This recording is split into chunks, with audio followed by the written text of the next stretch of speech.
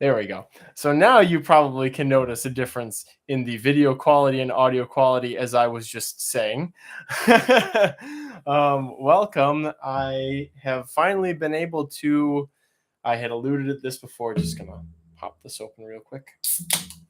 I had alluded to upgrading some of the equipment for the live stream. Now you can see every horrific detail of my face and hands and everything else in glorious HD, I think. I'm not a tech person. I ran this by my friend Christian, who's also been helping with bug work, and asked him if the specs on this stuff was any good, and he said yes. So I got it. So you may notice an increase in the quality of things. So it's yeah, I can't remember if I said before, oh, I'll do it eventually or I'll do it now. Contemplating getting lighting stuff, but then you would just see more of the horrific details like the sleepless bags under my eyes and this weird birthmark thingy on the tip of my nose and varying degrees of stubble. Although you would also be able to see all the details on the lovely bugs and all the similar details. I'm glad somebody, Tennyson, I'm glad you brought up and asked the people. Actually, Alex, you brought up if you could hear me, because it was a simple press of a button on the microphone, which is hovering just out of view here. It was red, it should be green. I'm glad it's that simple, so easy. A hymenopteron could do it. So, yes, let's see. One obsessive, see the Rex amassing bugs. Let's see. Yeah, the days of the bright corner over there may be numbered. Wow, that thing has an auto adjust for the focusing. Will it focus in my hand if it's close? Oh, maybe not a good idea to do that. You see all the calluses and stuff. You're a little freaked out here. The days of that corner possibly numbered because, as you can all see, we are rapidly approaching some idea of capacity in this room, especially all the air in the Vega and other things, not just from my trip, but the ones that Alan and the other folks found and sent to me, which I still have 2 more of those to put into containers here. And so this rack here, and I finally moved the decrepit springtail bin off the top there, and eventually we'll probably do some sort of rearranging. I can't remember exactly what, but those are definitely not stable enough to put on the top. So it'll probably be another set of 3 of those size containers up top there to figure out to do with all those little project containers and whatnot. But I'm probably going to end up getting a custom made shelf to fit even more stuff into here. So it's easy to do once a day maintenance on the things that need it, which is a lot of the stuff in here. I prefer to give that to. Also have to remember to talk into the mic, I guess. Maybe it's still picking me up. Alex says I'm buffering. I don't see anything here saying that we have interruption in communication.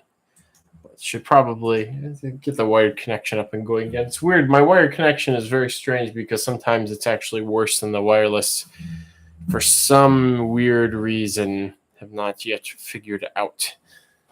So yeah, there's this is filling up pretty fast in here, and need more things. Maybe this would give a little bit more appropriate lighting.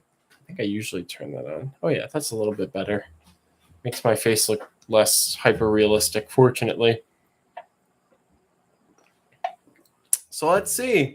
Let's get down to business and talk about that. Trip. Tennyson, there's just 2 earwigs that have the same or similar Latins I mix up. The Labradura Riparian are doing well. I checked on them yesterday, maybe. They had hollowed out the roach that I gave them. There's like a small housefly in here. Wonder if that gets picked up. I want to smack it really, really bad. Super short white supremacist looking haircut again. I might, because I might shave this off eventually. It's very luscious right now, but it is getting to be a bit much. And this was getting to be a bit much too. Everything gets to be a bit much. And then the obsessive compulsive wants me to just clear cut everything. And then I get to grow it in again. It's like a garden, but it's on my head. So let's real quick, because we usually a couple people duck in and out of live streams, and I'm pulling up my phone here to sort of position myself in space-time when telling the story and details of the trip. Otherwise, it's a really gigantic blur. The drive alone is a gigantic blur. There we go. Leave that one up. So, okay, so it's September, and I mentioned this in a blog post, but the first weekend of October, geez, it's actually October 1st and 2nd. I didn't realize it was so swift. I thought it was one of those weird weeks where like the first weekend is like the 6th and the 7th. No, it's the 1st and the 2nd of October. So a month from now, there will be more details about this posted on the website and hopefully soon plastered all over the internet. I will be doing some combination of sale, giveaway, charity, auction, billion different other things for a whole weekend on Saturday, October 1st and Sunday, October 2nd. And I wanted to get that out here. Just wanted to get that into here because there's also a lot of people who watch the dead streams who may be interested in that. But yes, this October 1st and 2nd to be doing a big thing. There will be all sorts of bugs, stuff from the trick, stuff that I have to get in still, things that I haven't put on the site, lots of goodies that I haven't put up on the site yet, either because I haven't had time or I wasn't sure they were going to culture, or I didn't feel like it, or whatever, a billion different reasons. So it will be a big weekend-long event. I'm going to be in this room at this chair for 2 days straight doing this. There's some suggestions to run it in part on a Discord server. I feel like YouTube live streams are very accessible. I need to look into the YouTube's TOS for that sort of thing. I think it's totally fine to do, not necessarily the auction-y part, but there might be a third party, something that I can run that through. But there will be deals and giveaways and donations and all kinds of miscellaneous stuff going on that first weekend in October. I'm going to try and probably do it for 10 or 12 hours each of those days. It's going to be pretty crazy and very comprehensive. So stay tuned for that. More info will be put on the website, probably both in blog posts as well as on the homepage. I need to update the homepage to say that the live streams aren't returning on September 1st because we're here. September 1st is here. So that's that. I wanted to get that out there because I would like it to be a very large event. Depending on how well it goes, it may end up being an annual thing, since it's very difficult to get tables at Tinley Park, and I don't know if I have the ability to leave my house for that long in the near future to go to a weekend-long show like that. Blah, blah, blah, blah, blah. Easier to just do it here for myself as well as for the bugs and whatnot. So that's that. I will, for those who are going to stay for the whole stream today, I will be bringing this up again later if we get some more viewers in here, so that everybody is on the same page as they come in. And then obviously the dead stream people can get annoyed with me bringing it up more than once. Without further ado, the trip. Overall, it was amazing. Was it I don't know if it was my most productive collecting trip. The first Arizona trip's kind of hard to beat for that, but it's, I went into it. I usually collect a lot of stuff, and that's very pleasant, Alex. usually collect a lot of stuff, and I went into this thinking that I didn't want to fully die when I got home. So I took a finite number of containers. I usually take a big pack of small white and clear lidded containers to really catch a little bit of everything. And, I think I still did catch a lot of everything that I found. I kind of left widows and scorpions and other things I would normally collect, but I'm kind of glad that I did that because of all the other stuff that I brought back. So I went in with a finite number of containers. By the last stops, I was I had to go and buy containers from a gas station actually to use. So, but overall, it's good. So we begin with me driving out of Michigan very early in the morning and arriving somewhere in Nebraska by the end of the day. And, I'm so eager to get going, and it's going to be a wonderful, wonderful trip. And it's going to be amazing all around and blah, blah, blah. And I get to my hotel in Nebraska. Was it expensive? I don't think that was an expensive one. And I go to get in my room. I arrive there like somewhere it's 2 or 3 in the morning, and I bring a handful of things out of the car, and I go back to the car to get my clothes, and I realize, wait a minute, I left my clothes at home.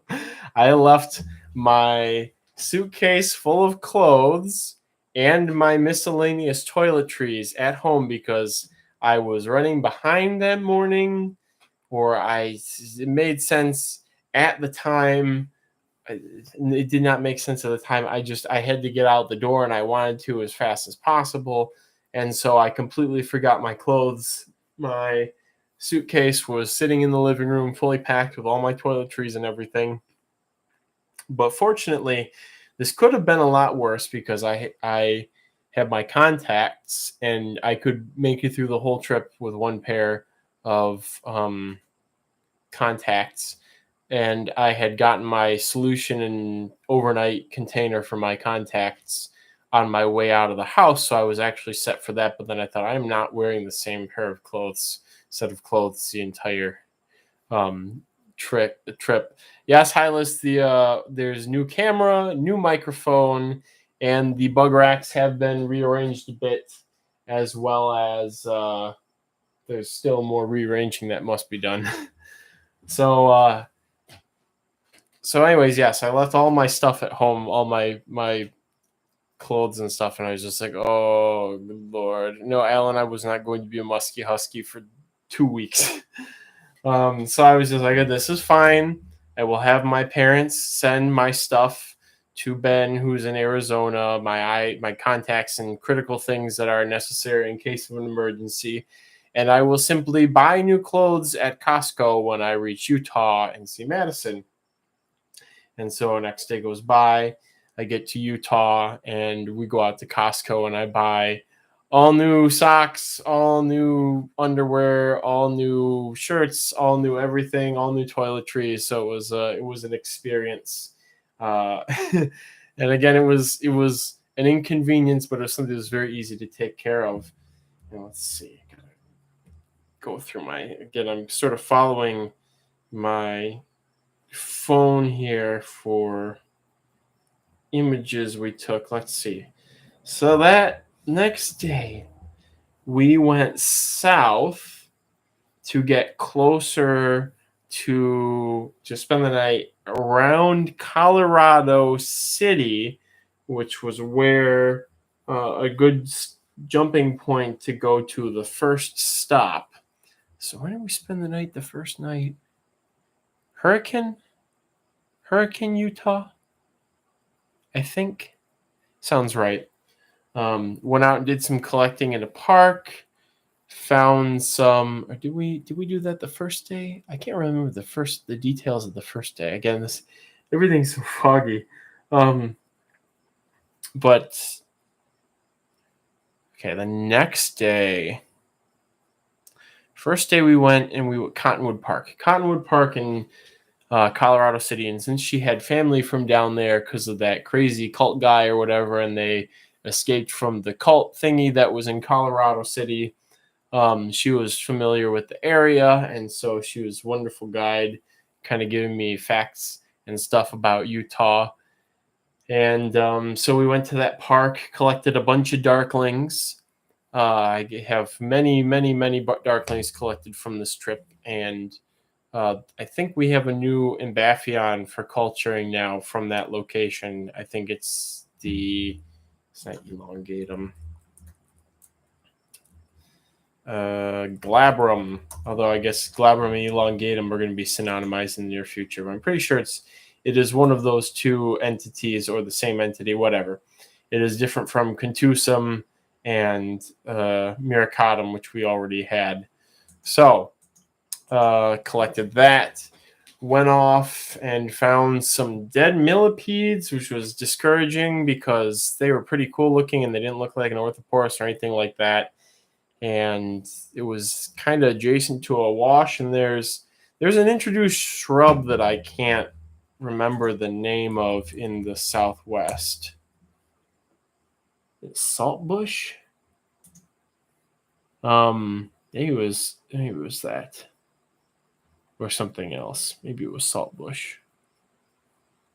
There's an introduced, maybe it wasn't, some introduced legume or something down there, and it's a woody plant, Alan. And that park was kind of full of it because it was recently disturbed and it was near a wash. So we tried to find more of those millipedes because they were all the ones we found were dead, dried husks. Couldn't find them. I did find some Lucanus mazama, I think is the one that's out there. I think I rolled a log and I thought I saw it crawling out like by the side of the log, and I thought it was a darkling beetle, but it wasn't. Or no, I found a dead one. I found a big dead one, and I was like, oh man, it's a shame I didn't find a live one. And then a live one crawled out from like right next to the dead one. And I tried to find more and I couldn't. So it was unfortunate. So so we found some miscellaneous stuff in Cottonwood Park in Colorado City, and then spent the night in Hurricane after looking for some stuff. I found some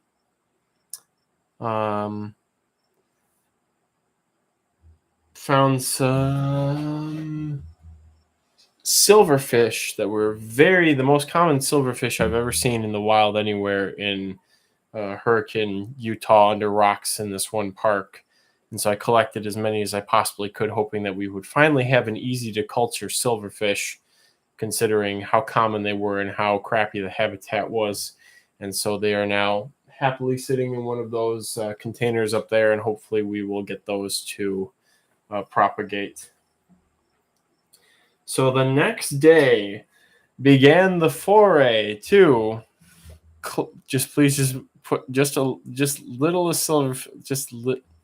Brett, what did you say? Please just little a silverfish in captivity. I hope they do well. I just a little silverfish. I think this is our best chance for getting a silverfish going, considering they were under dry rocks and there were lots of them. And they just seemed to be eating plant debris, and it was baking hot. So I'm just going to try and replicate that. So next day was the Toroweep Overlook adventure, and longtime live stream viewers may recall that TJ and I, when I was originally planning places to go or sort of planning this trip on the stream, that I was talking with TJ and had posted an image of a locality of Arena Vega from the northern rim of the Grand Canyon.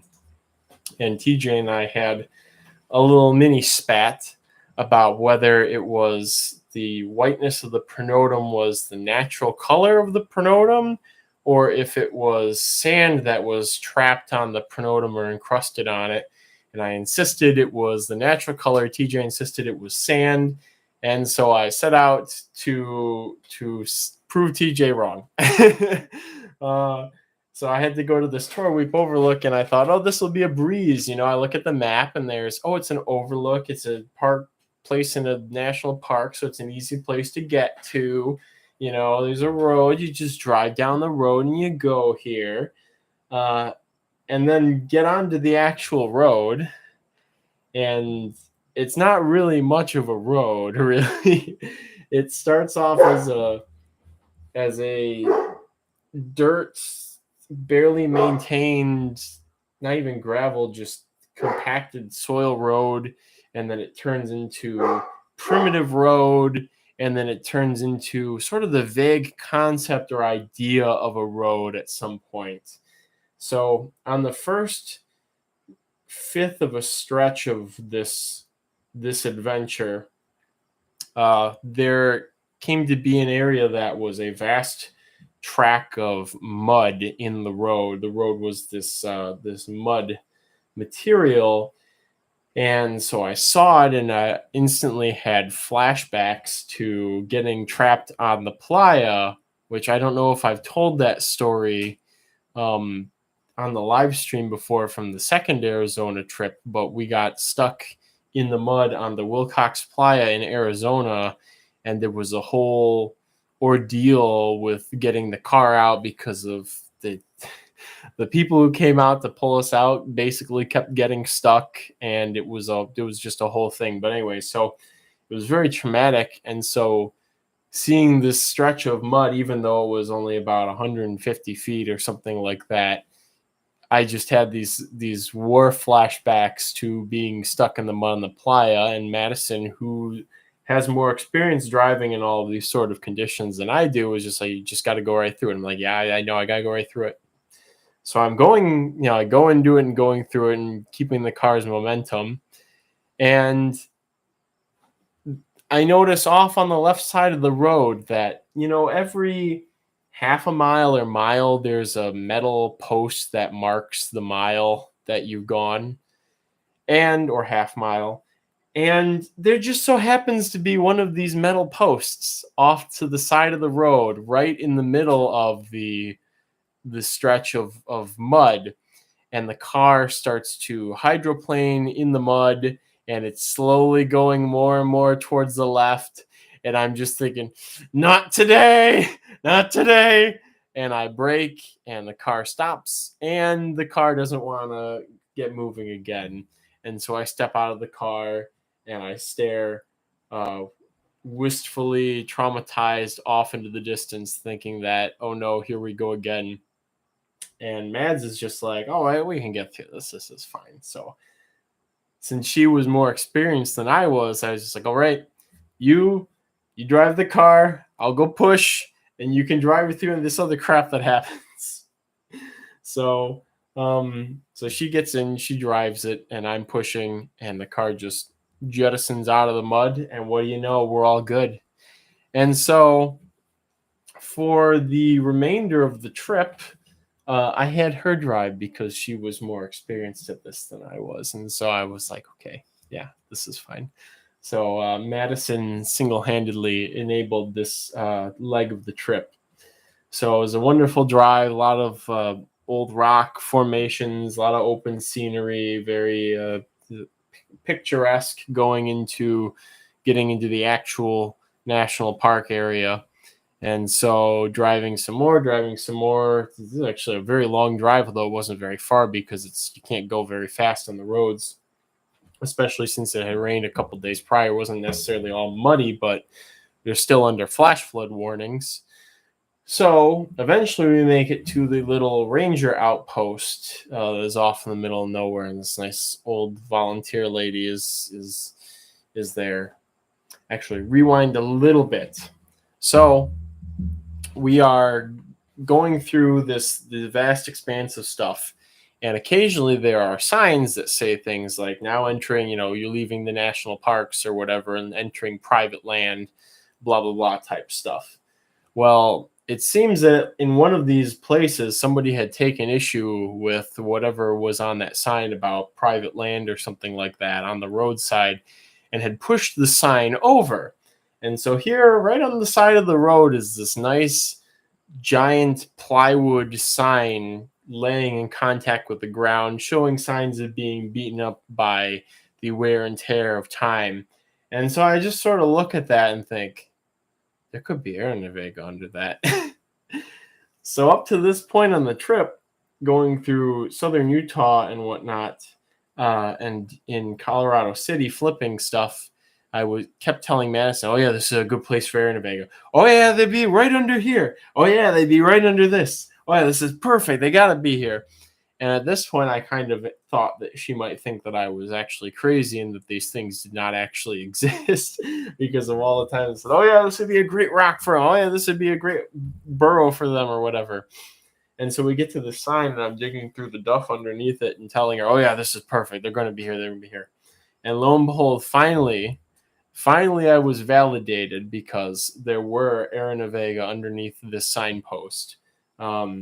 It was absolutely awful because whatever mammal had cached its stuff on the roadside under the signpost was grabbing all the weedy things that grow along the roadside where it's a little bit more moist or fertile than off from the road. So there's those, let's see if I can figure out what is this, genus Cenchrus, also known as sandburrs. So whatever mammal had lived in this thing was caching these sandburrs, which if you've ever touched, they are unbelievably needle sharp. They're one of the few things that you look at like, oh, that's just a little burr. How could that be sharp? And then you touch it and it's like, how is something natural and just created and discarded by these, how is it so sharp? Like you touch them and it feels like it's even sharper than cactus spines. They just like go right in, slide right into your skin.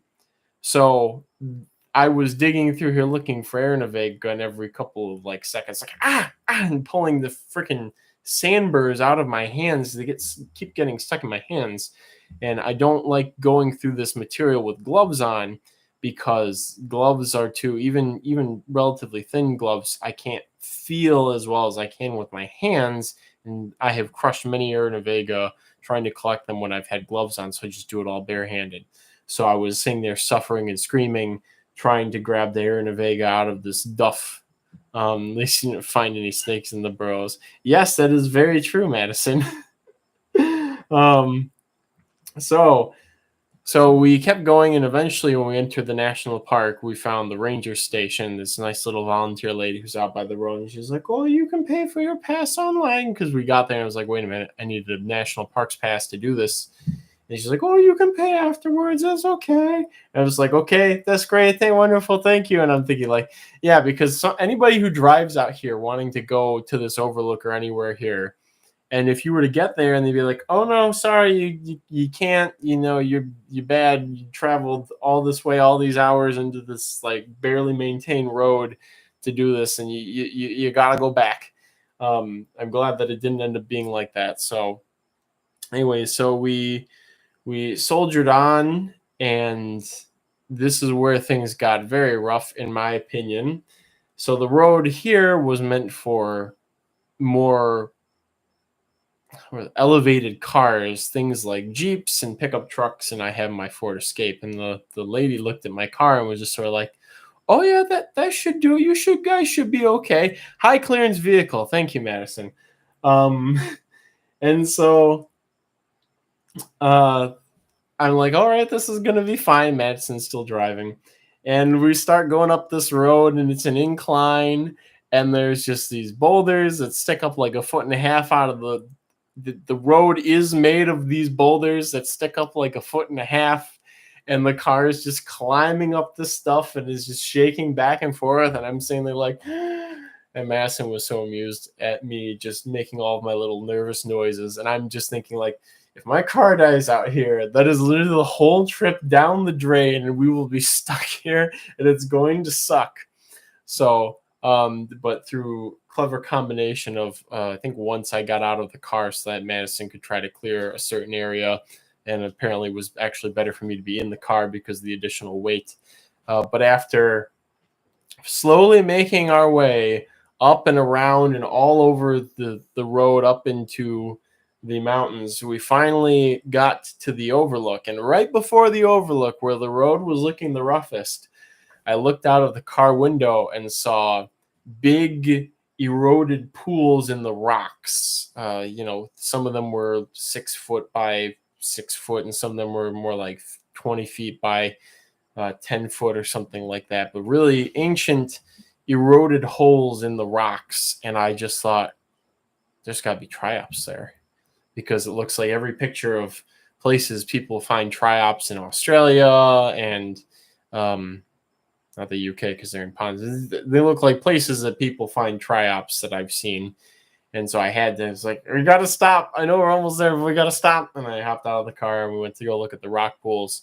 And yes, they were full of triops. They're triops, these weird little clam shrimp that were kind of tic-tac shaped. And the males were holding the females and swimming with them, kind of like a T. So instead of, you think that they'd be like on top of each other, but instead it was like they pushing the other one around through the water. It was very strange. Then there were some sort of toad tadpoles as well, and there were fairy shrimp, and it was just sort of hi TJ, and hello everybody else who's joined us while I was lost in thought here. So I did get some. I found out that I could set my my phone to record in Super Duper HQ, which is something I did not realize I could do until very recently, because although I'm able to figure out technology, I'm not directly technology literate. But I found out that I could record in 4K, and so I did a walk around of the ponds, and got some video of the triops and other of, I guess they're not really vernal ponds because it's the middle of summer, but just the pond organisms, temporary pond organisms that were there. And, Shane, I looked at them, and I think on the books they're longicaudatus, but they looked like they had more splotches on them than other longicaudatus. I would think that because of the amount of time that they've been isolated in the Grand Canyon, that there's probably been the way these populations work too. I thought I read somewhere they were proposing that most populations of even different species of triops have been isolated for so long that they should be classified as different species simply based on their locations. So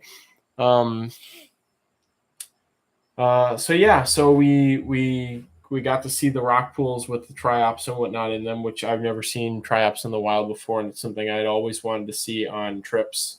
And we continued onwards to the overlook. I'm looking at my pictures of the overlook right now, which is what the new backdrop for, I think I put it for the YouTube channel as well as for the website homepage. That's the view from the Torweep overlook.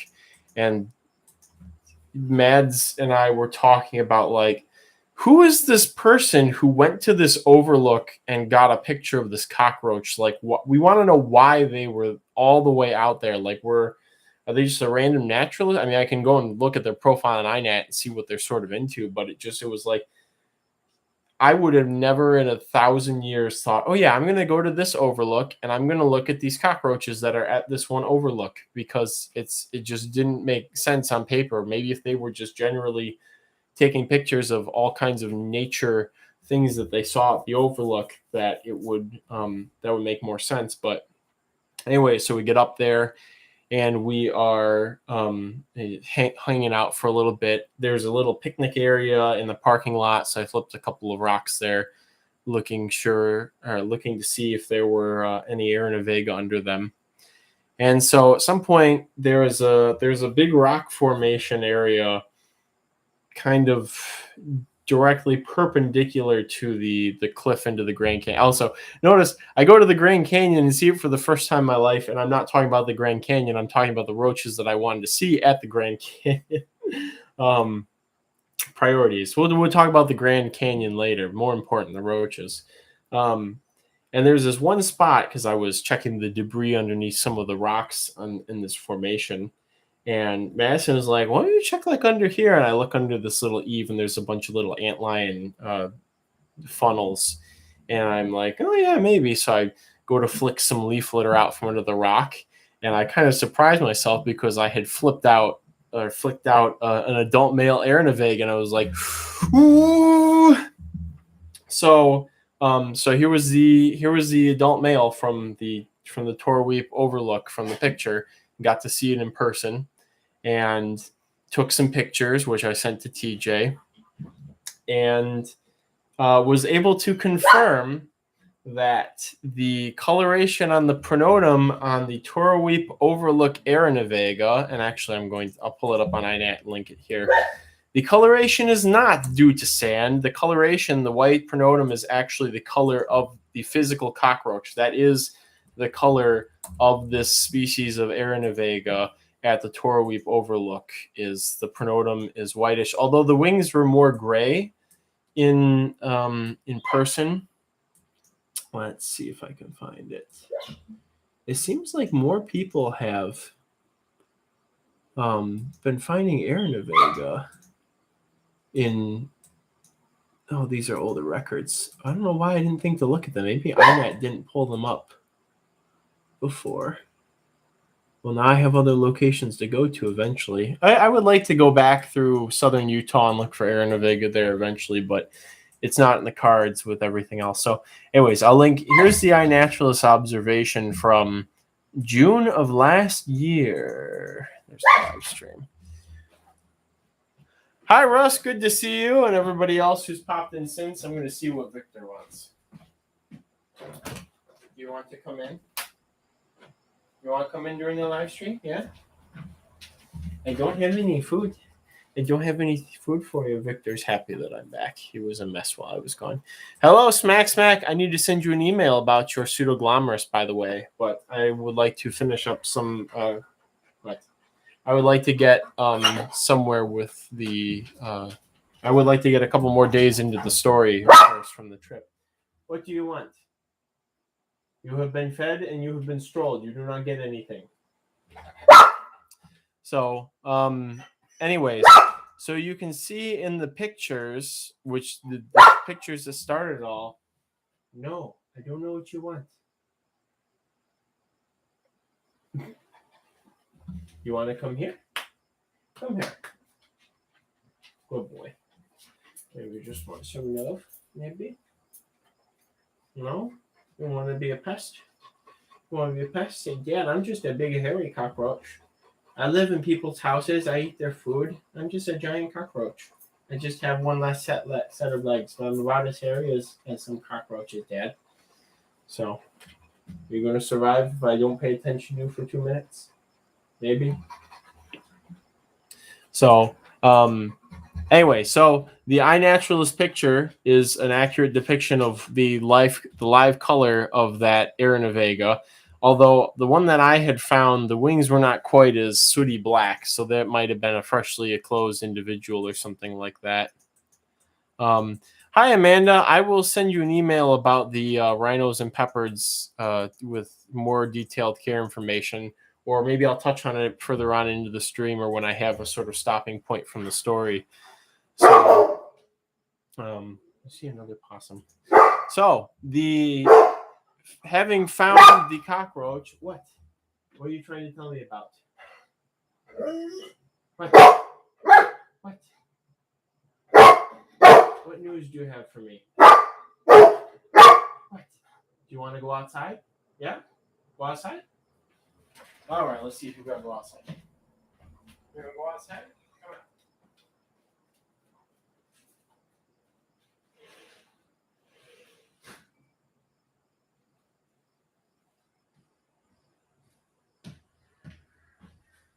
See if there's a possum in the yard again, like last night. It was last night's adventure.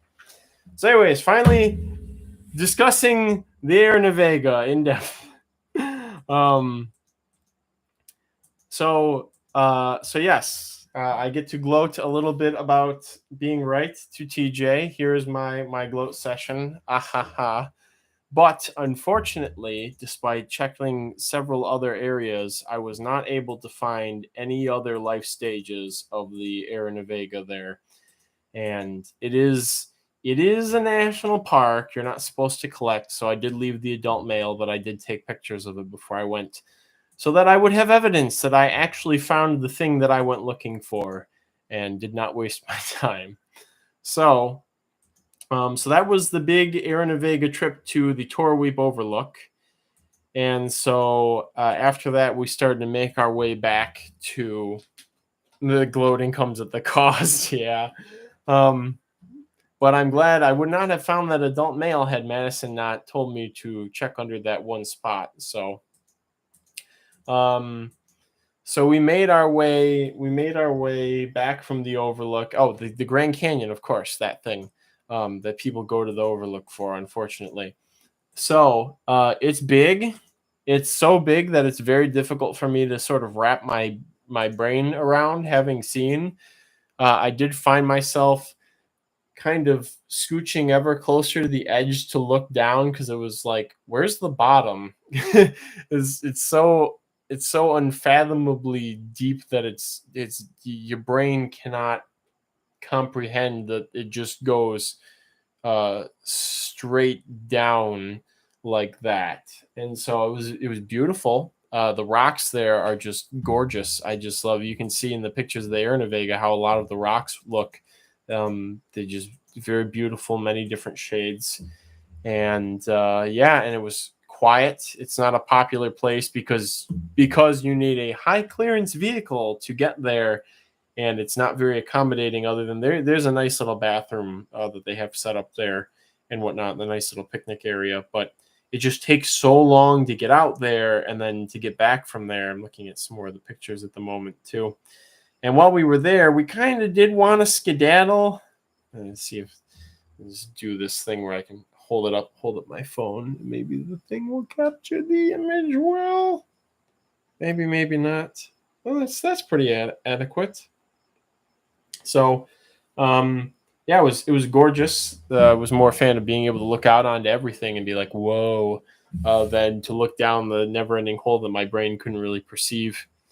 So it was worth it. Now I've seen the Grand Canyon. I don't need to go ever again, unless I think that there's like another. I think there is like another species of Arena Vega that's endemic to there, and I think the holotype for one of them is a mismolted male. So that's that might need a paratype in the future should I ever get involved with that work. Excites the paleo nerd. Yeah, lots of rocks, lots of good stuff out there. So we headed back, and where did we spend the night? Maybe it was back in Hurricane. No, we went to Kingman, Arizona. Yes, thank you, Madison. Kingman, Arizona, to spend the night to sort of get some more distance from whence we had came. And let's see. After getting some really, really good fried chicken in Colorado City, oh, it was so good. It hit the spot. Or was that? Yeah, it must have been the day after that, because I have the pictures of the weird mural with the potato, the lizard sheriff, and the sexy chicken bartender. 91 suicides from the Grand Canyon. Yeah, it's kind of the place that makes you feel very small, but at the same time, you feel so small that it's hard to imagine how small you are. So I didn't really feel any sort of existential crisis. I was just sort of more like, whoa, this is really cool. And of course, I had a cool cockroach to look at too. So the next day, we drove from Kingman to Yuma. That was the Yuma day. And we stopped along the road on the way to Quartz Site.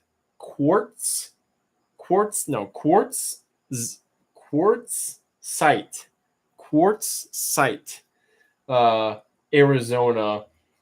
I don't know why they named it like that. Maybe because there's a place that's called just quartzite, and they didn't want to be confused with it, so they added a S or a Z in there. So we stopped along the road about 10 miles north of Quartzsite, and I was like, there's air Vega here, there must be. And I went off and pulled a bunch of duff out of the creosote, the burrows around the creosote off on the roadside there.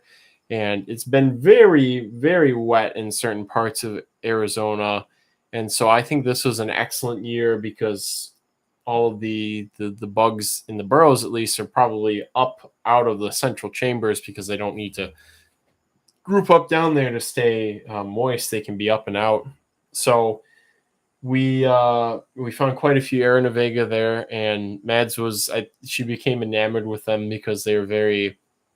You said they had like jaguar or puma-y look to them, or you initially said tiger and then you changed your mind of what you thought they looked like, Mads. I can't really remember what you said they ended up looking like, but they have a nice cool patterning to the nymphs, and so I got quite a few of them from that spot.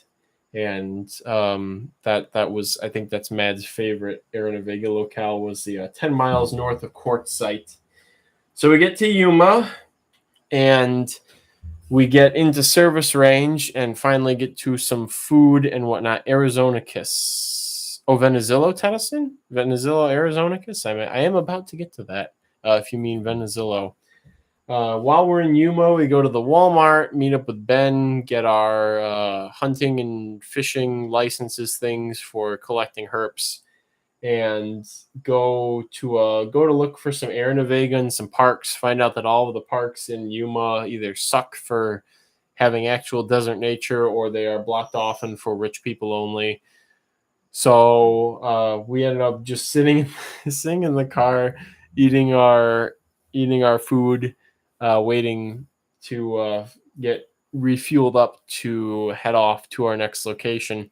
And it was at this point that I was finally able to video chat, FaceTime through my phone to Brandon, who was at Will's wedding, because those of you, I probably brought this up, but I missed Will's wedding to go on this trip because the dates this was the best time for me to go.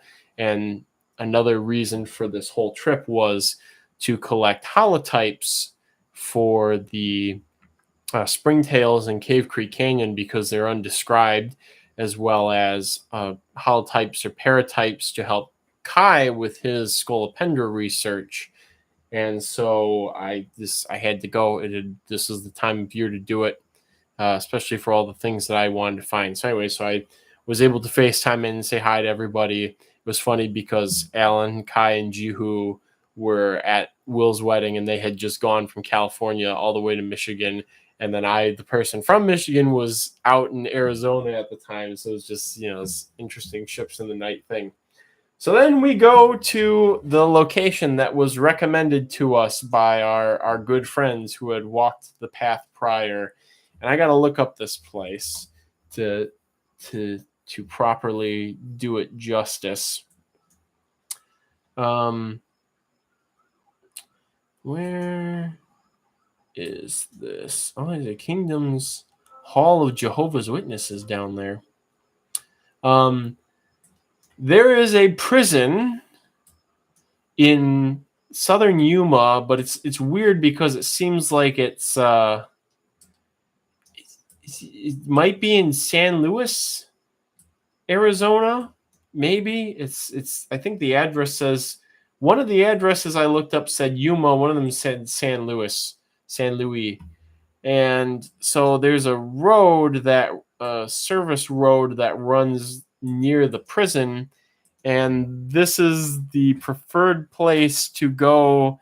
The prison beans. This is the preferred place to go to look for the legendary Venezillo californicus, which is apparently an invalid taxon, but I think that depending on how Ben threw two very different localities of these Venezillo in together. We'll see if anything happens with that. I may do some test crosses eventually too. But this is where the legendary whitish cream color Venezuela with black eyes that there were only a couple of images on Bug Guide of, that sort of got everybody like, oh, those weird Venezuela californicus, and people have gone out to the road in California where the Bug Guide record is from, and one person was telling me that they went out there and it's all dry and they couldn't find anything under rocks, and somebody else was telling me that there's a weed growing facility out there somewhere, and they had permission to go and check around the weed facility to go look for them or something, or they're on the other side of the fence. It's just there's a lot of legend and mythos behind finding these guys, and now of course with things like iNaturalist and with I guess over time more people paying attention to isopods and things going up on Bug Guide even too. They're easier to locate than they once were, or know at least where they are. So because of all the rain that has gone through these areas, there was a spot that we checked later that night, and I'll get to this story too, that we had gone to years prior on the second Arizona trip, and despite me fisting burrows and looking around, there was no sign of these isopods. We go this time, and I found a couple of them at this spot that was completely dry and barren before. So I think the fact that it was a wet year was critical to actually finding them in good numbers. And thus, I collected many prison beans, as Madison calls them. Ben, who is less averse to risk-taking than I am, was even like, this road goes right by the prison complex. This seems a little sketchy. And so we went down there. We didn't run into anybody. Nobody interrogated us or anything. We just walked around, and I fisted burrows and got a bunch of prison beans. And it was pretty cool to see them in their wild habitat. They're in the moist sand down in the burrows. They could be quite numerous. I would imagine through that whole desert, they're very common in all of the burrows, depending on if it's a wet year or not. And so I got a good number of them and hope to make them available eventually. So that was the adventure there. And what else did we find? I found a single labradora there, and I got really excited about it because I didn't realize, for one thing, it makes kind of sense that things that are usually. Let's see what the boy wants. You got that out of your system? You're coming inside? Come on in. Good boy. You're a good boy. You're a good boy. All right. So it makes kind of sense that things that are found. What? What are you defending me from? Come here. Come here.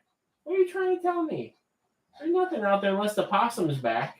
That's between you and the possum, though. You good? What? Can you guys see the little face that he's making? Maybe. Come here. Come here. No? I don't know what you want. You're not being an effective communicator. You need to communicate. Oh, the hackles are up. He must have seen another dog. Anyways, so it makes sense that beach things would be found in an area if there's vast expanses of sand that are kind of near a beach. And Arizona is not very far from the what is that? I can't remember. I think the Gulf of California. Oh, that's what it's called. Not very far from the Gulf of California, so it makes kind of sense that there would be some beachy creatures there. But I'd never seen a Labrador riparian in person before, and so I freaked out because it's a very pretty earwig and it's huge too. So I freaked out about that. That was exciting. Found some miscellaneous darkling beetles. Pulled a couple of blue death feiners out of the burrows as well. And the sand, although the sand in the burrows was moist to the touches, it was like the driest, not driest, but on a beach, when you sort of uncover, when you're up away from the water, you uncover a couple inches of sand, and you see that sand that's wet because of the high water table. That was about, the pocket beetles. That's right. I got to talk about the pocket beetles. But anyway, so that was the finds at the prison spot, was the Venezilla arizonicus, and yes, they are pale, and from what I have, the Labrador riparia, pale with a lot of different colors. So, yes, yeah, the Tigre Boys was from north of Quartzsite. 10 miles north of Quartzsite was the Tigre Aranavega that you really like, Madison. So rewinding back to the previous day, coming home from the overlook, there was an area where I pulled off to look at burrows and whatnot in Colorado City when we were a couple miles away from the city itself after our fun adventure of going up into the Grand Canyon. And it was kind of overcast, and we went out looking for stuff, and I didn't know what we were going to find, but we started coming across lots of Eleotes obscura, not obscurus, obscura, Eleotes obscura, just walking around. And I saw like one, I saw like two, and I was like, I'm not gonna collect these, I don't really. There's only like one or two, kind of both look like males. And then Madison and I are walking around some more, and Madison's like, oh, there's one over here. Oh, there's two over here. Oh, there's three over here. And I'm like, all right, well, I gotta start collecting these, I guess. I didn't feel like walking back to the car, and my pockets had zippers, so I just started grabbing the Eleotes obscurus and stuffing them into my pocket. And so there's been a joke between Brandon, Will, and I, because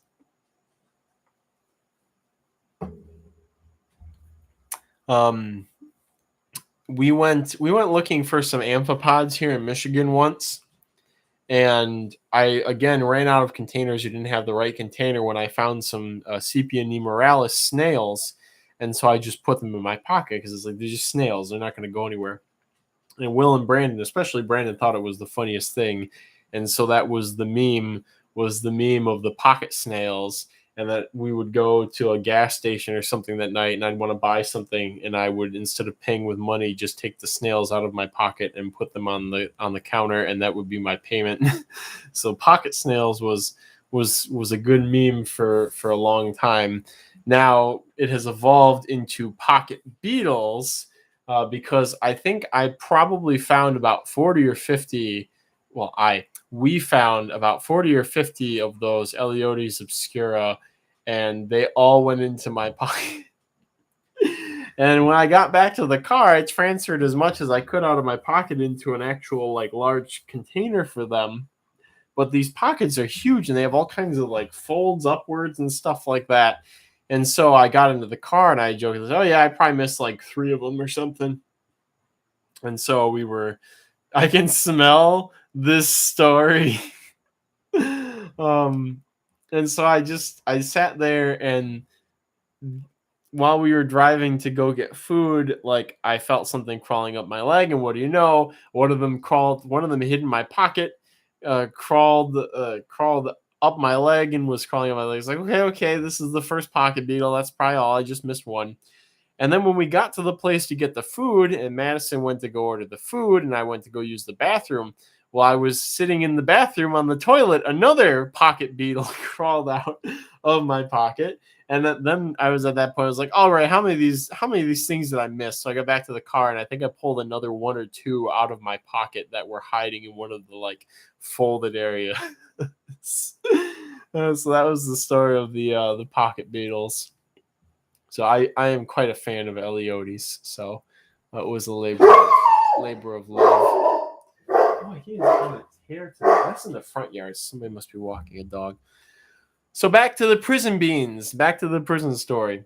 So then we get ready to go to Ben's spot, which is near some solar farm around Yuma.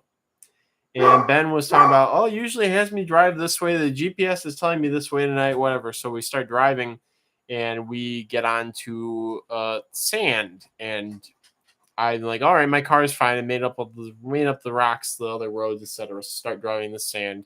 Ben's bahaing ahead of us, And what do you know? Even though my foot does not leave the accelerator, my car gets stopped on the sand. So it's like, all right, here we go, here we go.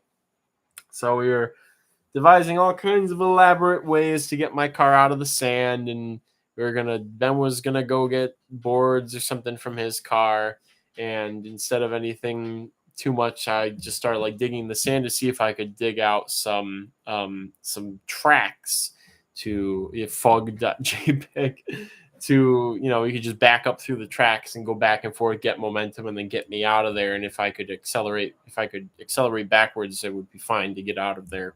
So found out that there was just solid bedrock, or not solid. It was sandstone underneath. It was solid about a foot down. So it was just, all of the lighter sand up top and then solid sandstone underneath that. So like, okay, this is easier. So put down a couple boards just in case, etc. I get in the car. Mads and Ben are at the front of the car, get ready to push. And so I couldn't see because it was nighttime, and I was so focused on just get the car out of here. Yeah, we're gonna do it. That I floored it in reverse, and apparently, Mads, you face planted or nearly face planted because of how fast the car went. Like they were not expecting the car to actually be able to move that fast because I was like, oh, it's stuck in sand, oh, it gets stuck in mud, etc. But the car just went just like a rocket, just straight backwards. I think Mads and Ben may have both fallen face planted from that. And that was in the sand. Yeah, so that's what happened there. Got the car out. We took a different route. There was no sand to get to this place, this other route. And so don't slow down. I'm not slowing. Yeah. Oh yeah. You were telling me. Madison was telling me while I was driving, don't slow down. And my foot is firmly planted on the accelerator. I'm like almost pedal to the metal, and I'm just like, I'm not slowing down. And the car just didn't want to go through the sand. If you can get the frame to sit on sand, the wheels spin freely. So yeah, we get to the actual solar farm place, and it's it's a bit touch cooler, but it was more windy than the first time we were there. And so we go out looking around for stuff. We see some blue death fanning beetles, some Eleotes Armata. They should be Armata, right? Yeah, Eleotes Armata. A couple of other Edrodes, Sulfugid, and stuff like that. And then the wind just starts to pick up, and it's like a very mild sandstorm. And Ben's like, I don't think there's gonna be much stuff out, because I wanted to collect some desert banded geckos to try and culture, and then also to try and culture again some Phrynosoma goodeye, Good's horned lizard, because they did very well for me last time before I went through some life stuff. So we unfortunately did not find any of the horned lizards, or pretty much a lot of the other stuff we saw the last time we were there, because the sand had picked up and it was just a little bit colder. And by colder, I mean it was still like 95 degrees at night. So you dug up a horned lizard, Alan? So we decided, all right, we're gonna go back. And Ben had said that he had saw some banded geckos on the road. And so we tried to go back down the road, back and forth a couple times to road cruise for things. There was a point where I think right as soon as we went back to the car and we were trying to discuss what we wanted to do, like, oh, we're going to stay here, maybe look around a little bit more for stuff, blah, blah, blah. And I was like, yeah, we only found this one banded gecko. Last time we were here, they were like all over the place. Like, they were like all over. And as I'm like, why are there like none of them here? And as I'm saying, literally as I'm saying this, Ben starts going like, and points down next to me. And here's this banded gecko just like flat to the ground, slowly creeping forwards, like towards me, like right next to me. And it was like, all right, well, there we are. So I grabbed that one. Oh, wow, what a weird Aranavega. So I found two banded geckos. Did not find the shovel nose snakes that I wanted there either, unfortunately. And so yeah, then what do we do next? painful drive back to Ben's house. Painful drive back to Ben's house because it was already getting late and it's about a 4-hour drive. And so, yes, I just looking through my images, I see the text, or the image that I took that says "Welcome to Mexico" when we were at the prison spot because we were basically on the border. So we start heading home, and let's see, where's this? Start heading to Ben's house to spend the night, and I tried stopping at a couple places. Like, okay, I'm really far south. There's going to be some good stuff at places. I don't know what I'm going to find. And so there was one rest area, and I was like tired, and I was like, I don't think I want to go to this one. And I think, Mads, you were like, you should go to that. You should do it. And I'm like, all right, I'll go to this one. It was in Roll, Arizona. And so I go there, and I get out of the car, and the air is just alive with the sound of crickets. And I'm like, oh, baby. So I get out, and I go looking around, and there's all kinds of grylus. There's Akita. I really wanted some wild-caught Akita so they didn't have cricket paralysis virus or whatever other pathogens the crappy captive ones, factory farm captive ones have. And so I collected those, and here's the what are those large boring beetles? I can't remember what the family is. Alan, you and Kai are obsessed with them. What is that? Preenids. So there was a large preenid that Kai later told me was something he really wanted, but I had found a male. I didn't find any other ones when I was there.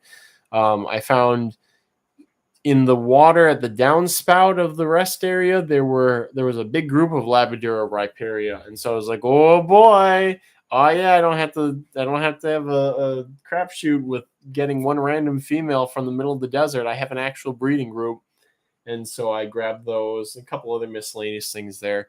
Most of the crickets were Grylotes, and that was such a pain because I had to circle the building multiple times to hopefully find Grylus that had flown in or had hopped in or crawled out of cracks.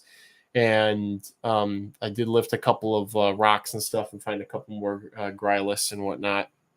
And so that was a wonderful stop. And I went back to the car, like, I don't know, half an hour, 40 minutes later. I was like, oh, I was so happy. I don't think it was a Stenodontes. I think it was a different genus.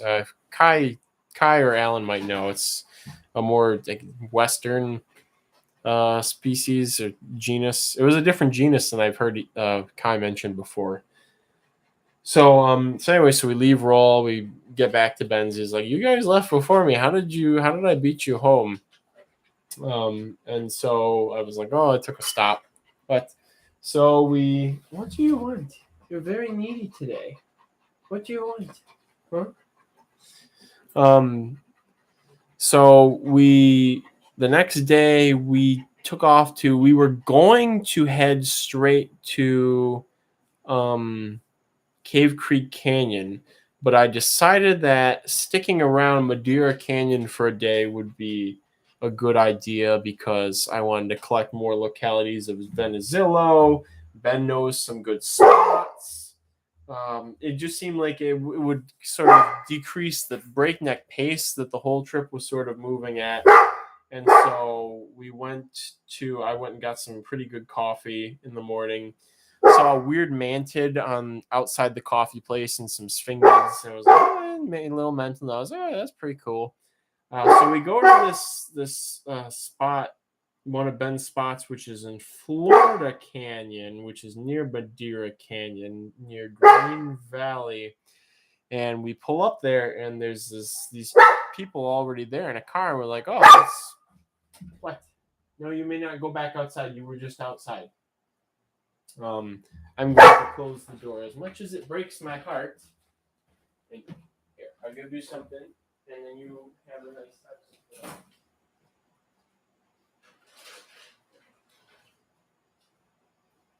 Here you go. Come on. Come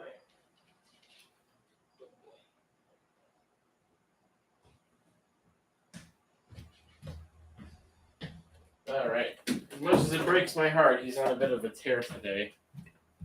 Or tonight, rather.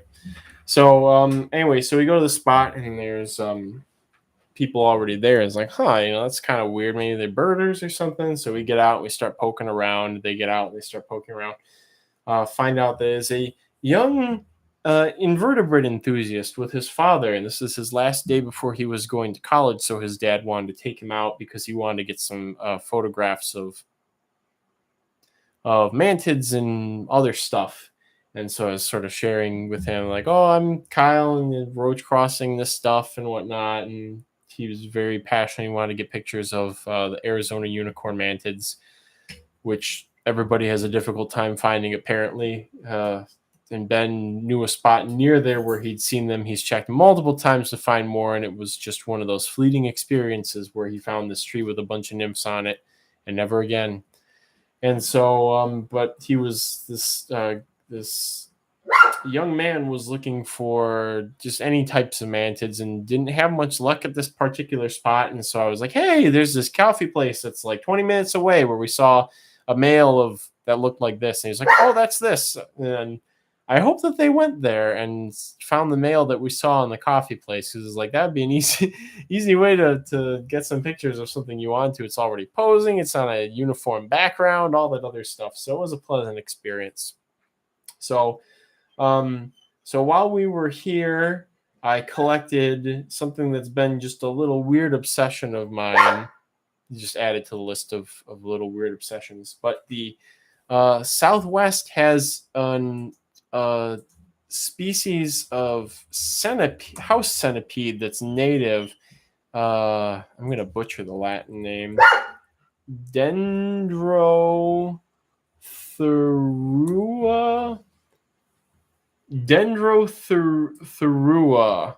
homa, the Arizona house centipede. They can be found all the way into Texas and Oklahoma and whatnot.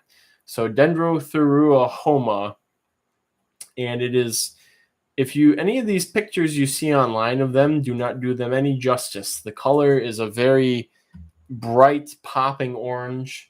I think they probably get smaller than Scutigera coleoptrata, the common house centipede, probably, but I don't think I've ever seen a full-size Dendrotherua. And so, and I've seen many Scutigera in my life. So there may be similar adult sizes, actually, but so every time I've collected them, and this is something that's happened with some other desert animals, including Arena Vega, you think, oh, it's a desert animal. It does happy in dry conditions. And then you put it in a relatively drying container to transport it, and it desiccates and dies because they live in very select microhabitats, or their numbers only sort of explode in years where it's very wet and conditions are favorable. And so this was the time where I said, okay, I've killed enough of these freaking house centipedes. I'm going to put them in a container with just like a touch of ventilation. I'm going to flood it with some termites so they have just unlimited food. And I'm going to get these things back alive for the first time in like 6 years. So there is no but. There is no bad ending. I got all 5 of the ones that we found back alive. They are at least partially. Oh, hi, Kim. They are at least partially communal because they didn't eat each other on the way back home, and they did run out of termites. So, and I did set them up communally as well. I'll wait for the thing to autofocus again. There we go. So, so this was something that's very common at this Florida Canyon spot, were the Dendrotherua homas. And we'll see if I can get them to reproduce or anything. I have bred Scutigera in the past. In fact, I did it budget and very low effort. We had a female that we kept on display at U of M as part of the bug zoo, and one day she produced babies, and it was just a matter of providing lots of springtails and little tiny things for the babies to eat, and they ignored each other, so that was good. And yeah, so I'm pretty hopeful. I think that this could lead somewhere. So yeah, Florida Canyon. Then we headed up into the mountains, further up onto Mount Hopkins, and did some poking around. Madison passed out in the car because she was very tired. and I found some Aranavega. It was a great day for finding the Scolopendra up there, the big ones, and we found, I think, 2 or 3 of them just flipping rocks. I got a small starter group of the banded geckos from up there. I found a pair of tiny sulfugids. I uncurled a rock and I was like, oh no, I squished them. And out of the rubble came these 2 little sulfugids, and they were rocking kind of slow, and I thought I'd hurt them. But actually, I'd interrupted copulation, or them just hanging out together. There's a pair of these little sulfugids that were maybe only 3/4 of an inch, and that was their adult size. And so I collected those. Found some Eleodes that TJ believes are Ischultzii. I'm gonna Ischultzii, spelled very, very convolutedly. I don't know if both the males and females have the little pointy mucros or not. I'm hoping they don't, because that would mean that if males and females have them, that means that I only have 2 of them. If it is a sexual dimorphism thing, which I think it is with most Eleodes, then that means there's a good chance that I actually have 2 pairs, which would be much better. But I think they may have the pointiest butts. Perhaps the pointiest butts of any Eleodes. TJ, if you watch this later, you can recorrect me, or you can correct me on the pointiness of their butts. Here's a picture of these guys. So I'm really hoping that I can get these cultured or available, because they are very unique, and it's the first time that I had seen them on Mount Hopkins. So after that, what did we do? We went, it was getting late, and we went to the famous northbound from Rio Rico rest stop. It's on the interstate, and it's the go-to place for people during the bug season to find all kinds of stuff. You get Megasoma, you get Strategus, you get all kinds of weird leps, you get just everything. It's the place to be when when it's the season. And I thought, in years past, this was the season to go and check out that rest stop. And so we went there, and I was hyping it up to Mads. I was like, oh yeah, there's like so many bugs. There's just like several inches of dead bugs on the floor in the corners, and there's so much of everything. And we get there, and I like get out of the car, like so excited. I was like, oh yeah, we're gonna go see it. There's a sulfugid on the wall. When we get there, oh yeah, this is exciting. And we go, and there's like barely anything, and it was just so heartbreaking and awful, because it was like I was gonna load up on beetles and all this other stuff. And Alan, I think you said you guys went there and it was pretty crappy too. So it must be some weird combination of the rains and the weather. It's a weather thing, and maybe the prime time is shifted earlier or later. Maybe it being a wet year, it wasn't as good as if you had a dry year and then a rain where everything comes out. So yeah, that was it was disappointing. Went off to flip some of the concrete pieces that we usually do to look for Aranavega, which thanks to, actually, you know what? Now that I think about it, last year in fall was better than this year in August when I was there, because Will and I went there, and that's where I have my Aranavega species. It's in Amado, Arizona. Aranavega species Amado. So I went to flip some of the traditional concrete refuse, which is located, stuff from when they constructed the place, and they just threw it off to the side away from all the little picnicking areas and stuff. And in past years, you can see everything's all dry and open, and there's no grasses and stuff. And this year and last fall, it was just like knee-high grass everywhere. So, I go to flip one of the concrete pieces, and There's just a big chunky rattlesnake right underneath it, nice and curled up. And I'm holding this thing up, and Ben's like, "Well, do you want me to like? What do you want me to like? You know, what are you doing?" I'm like, "Can you like move it? Like, I'm not afraid for me. I just don't. I'm holding this massive piece of concrete up that I don't want to drop and squish the snake." And so Ben gets his little snake thing out, not his little snake thing out, and he prod on the rattlesnake, picks it up, moves it over, tries to get it to scurry off somewhere. And then maybe after like 2 minutes of being pestered, the thing starts rattling and doesn't stop. It's like, okay, thank you for telling us where you are. So I didn't collect any Aranavega there because I have a colony of both species, so there's no need to. So yeah, it was a pretty disappointing stop. After that, we went back to Ben's, and Ben and I went out to go collect stuff around his neighborhood. I think he had told me it was Sahuarita originally, but I think on the map he's actually in Green Valley. So we go out, we find some spade foot toads, some tarantulas, found a bunch of Aranavega because that was one of the colonies I lost from grain mites, or was the colony I lost from grain mites, yeah. So collected those, a bunch of Venezillo, some couple of banded geckos stuck in the sprinkler thingies. And I went to go pop one of the little sprinkler thingies open with my finger. And, after, every one of these is a pleasant surprise. And every single one of these, there's Aranavega, there's darkling beetles, there's all this stuff. And I popped the one off, and there's a little teeny tiny baby rattlesnake in there. Like, do not step on me. And I'm like, okay, hey, Ben, can you help me get this thing out of here? So it was a great year for a lot of herps. I haven't even gotten to like the most herp dense places we've been to yet.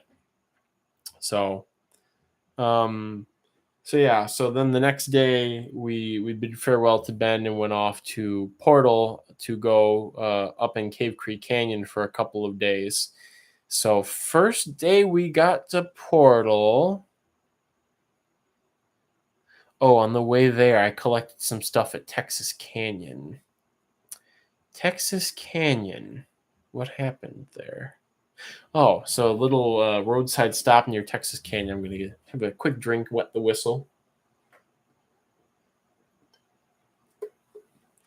So I figure it'd be a pretty good year for stuff because of how moist everything was. So we go up and dig through the leaf litter in Texas Canyon, which is what we did on the first or second trip. Found a bunch of Aranavega and beetle larvae that ended up being a Euphoria species that I failed with because I didn't set them up properly. And so this time I was like, all right, I'm going to dig around, find more of these larvae and get something going. And so it was a good year. A lot of leaf litter accumulations. I found some Xylorhectes larvae and some Cedanine larvae, which might be a very large Euphoria species, or could be a weird Cotinus species. It's something that is hopefully interesting and new that we found there. And so as I was digging through this stuff, I noticed there were a lot of little centipedes that were very similar to stone centipedes to Lithobius. They might even be Lithobius. And I thought, this is something I haven't seen at this place before. Keep digging around a little bit and come across a little snake, and brain first freak out as like, oh God, it's a coral snake. This is where I die. But fortunately, it was not. I only saw the tail flick at first, and then I dug around a little bit more and uncovered it, and it was a Schumard's black-headed snake. Black-headed snake, Arizona. Smith's black-headed snake, Tantilla Hobart Smithi. And so I found the one, and I was just sort of like, oh, it's a cute little snake, and let it go. Keep digging around some more, find another one, and like, that's like two of them. This could be a pair.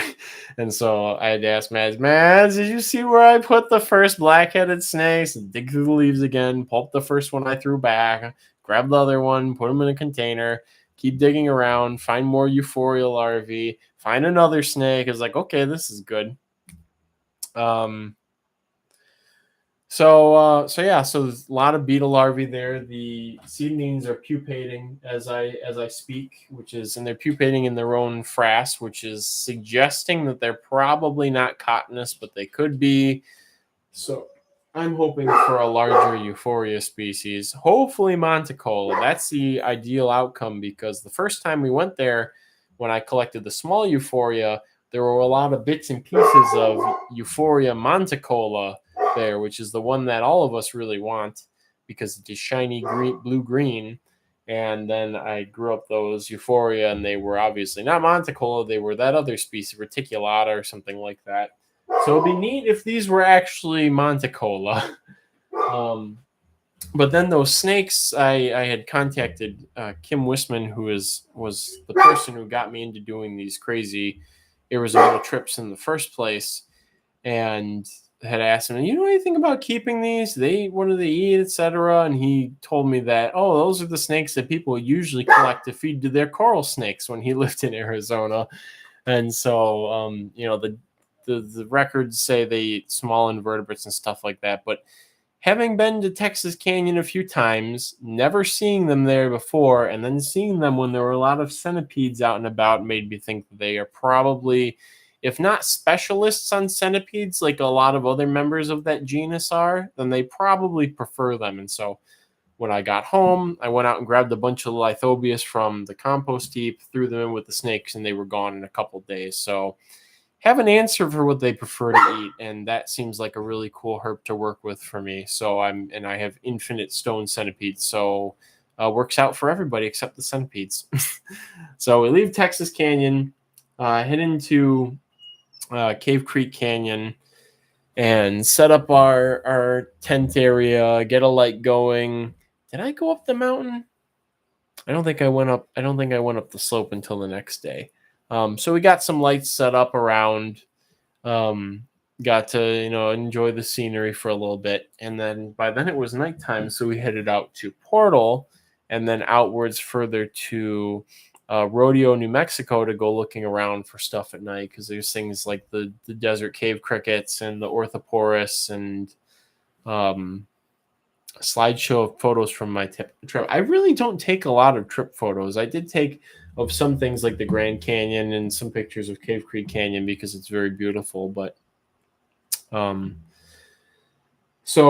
anyway, so we went out to Rodeo, looked around, and it was pretty barren in terms of inverts and herps. You didn't really see much the first night out in Portal. It might have been a little bit cold. Everything's so grown, it's so lush. There's so much grass everywhere, so many plants all over the place. It's very different Arizona than I remember from the first two trips. And so at some point, found a pocket mouse out and about, and because pocket mice have tiny brains and very weird reflexes to things, I was able to just cup it up and was like, all right, we're going to try out pocket mice now.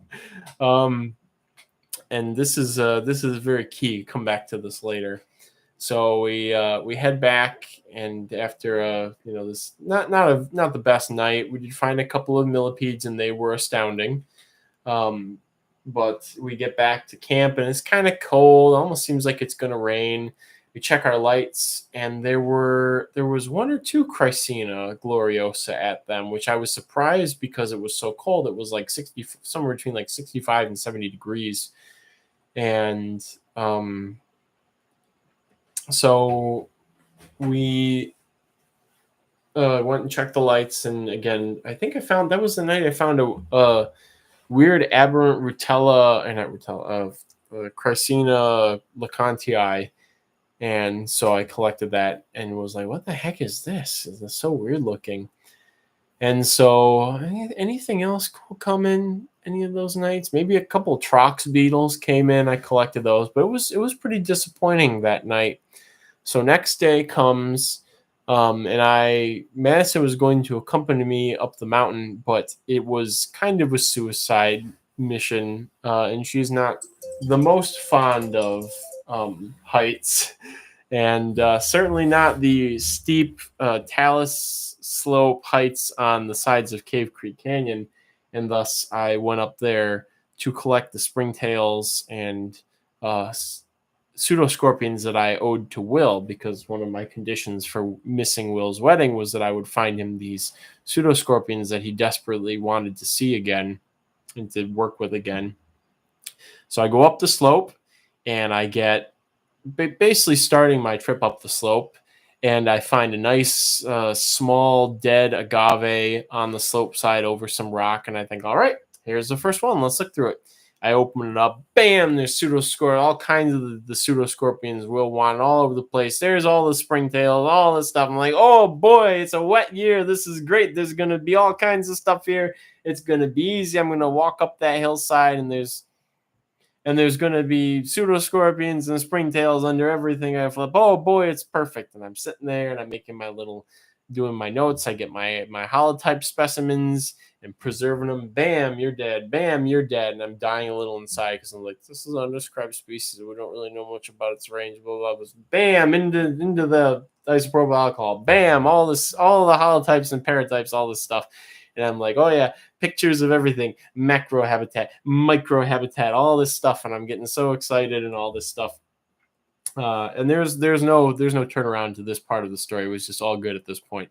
Although I went to get an HD video or 4K video of the site, for here's the macro, here's the micro, here's where I found them, here's where I am, all this stuff. And the first take of the video, there is a massive horsefly that's just badgering me, and I cannot focus on the video because it's just keeps trying to eat me, and I just I think I have me fatally wounding it on the original cut of the video, and then I had to refilm the whole thing. It's like, well, they can't have this. It can't have me fighting the horsefly for half of the description of this stuff. Bye, Alex. Anybody else who's popping out, and also welcome to anybody who has recently joined us. I haven't really looked at the chat too much. I've just been waxing poetic here, and I still have a lot more to wax poetic about, and that's why this is going to be one of the longest live streams. So, anyways, so I get up there and I find the pseudoscorpions for Will. I find all this stuff. I'm starting to be eaten alive by mosquitoes, which this was not a problem any of the other times in Arizona, and for some reason the last 2 years it has, because of the moisture, it's just been mosquito central. And so I'm like, all right, first one down. Now let's go collect more of these pseudoscorpions and springtails. And so I go up and down the hillside, and I'm not finding anything. And this is also kind of valuable because I found out that these springtails do not live in a lot of different materials. They prefer the partially well-rotted agave, I guess they're skeletons. The heck is Bruce Hoffman? And I can't remember. I have to look up what agave species I identified them as, but on these dry slopes are the only place in Cave Creek Canyon that seems to have a right balance of conditions that has these springtails and pseudoscorpions in them, in these dead agaves. If you look into the yuccas, the dead yuccas that have fallen on the ground, they're pretty much lifeless. The stuff that's in and underneath them, or lots of spiders or termites. But these agaves have this mixture, this just beautiful cornucopia of life for some reason, and they can't be actively decomposing. If there's a lot of fungal mycelium working their way through the whole agave, that might be too fresh, and you won't find the springtails or the pseudoscorpions. If they're so well rotted that they're just sun-baked husks, you won't find anything either. They have to basically be a unique mixture of decomposed and not decomposed to have the springtails and pseudoscorpions in them. And so show bug. Oh my gosh, I'm being annoyed to show bugs. Maybe I'll go grab some Meliodes in a bit. I gotta get through the Cave Creek Canyon saga first.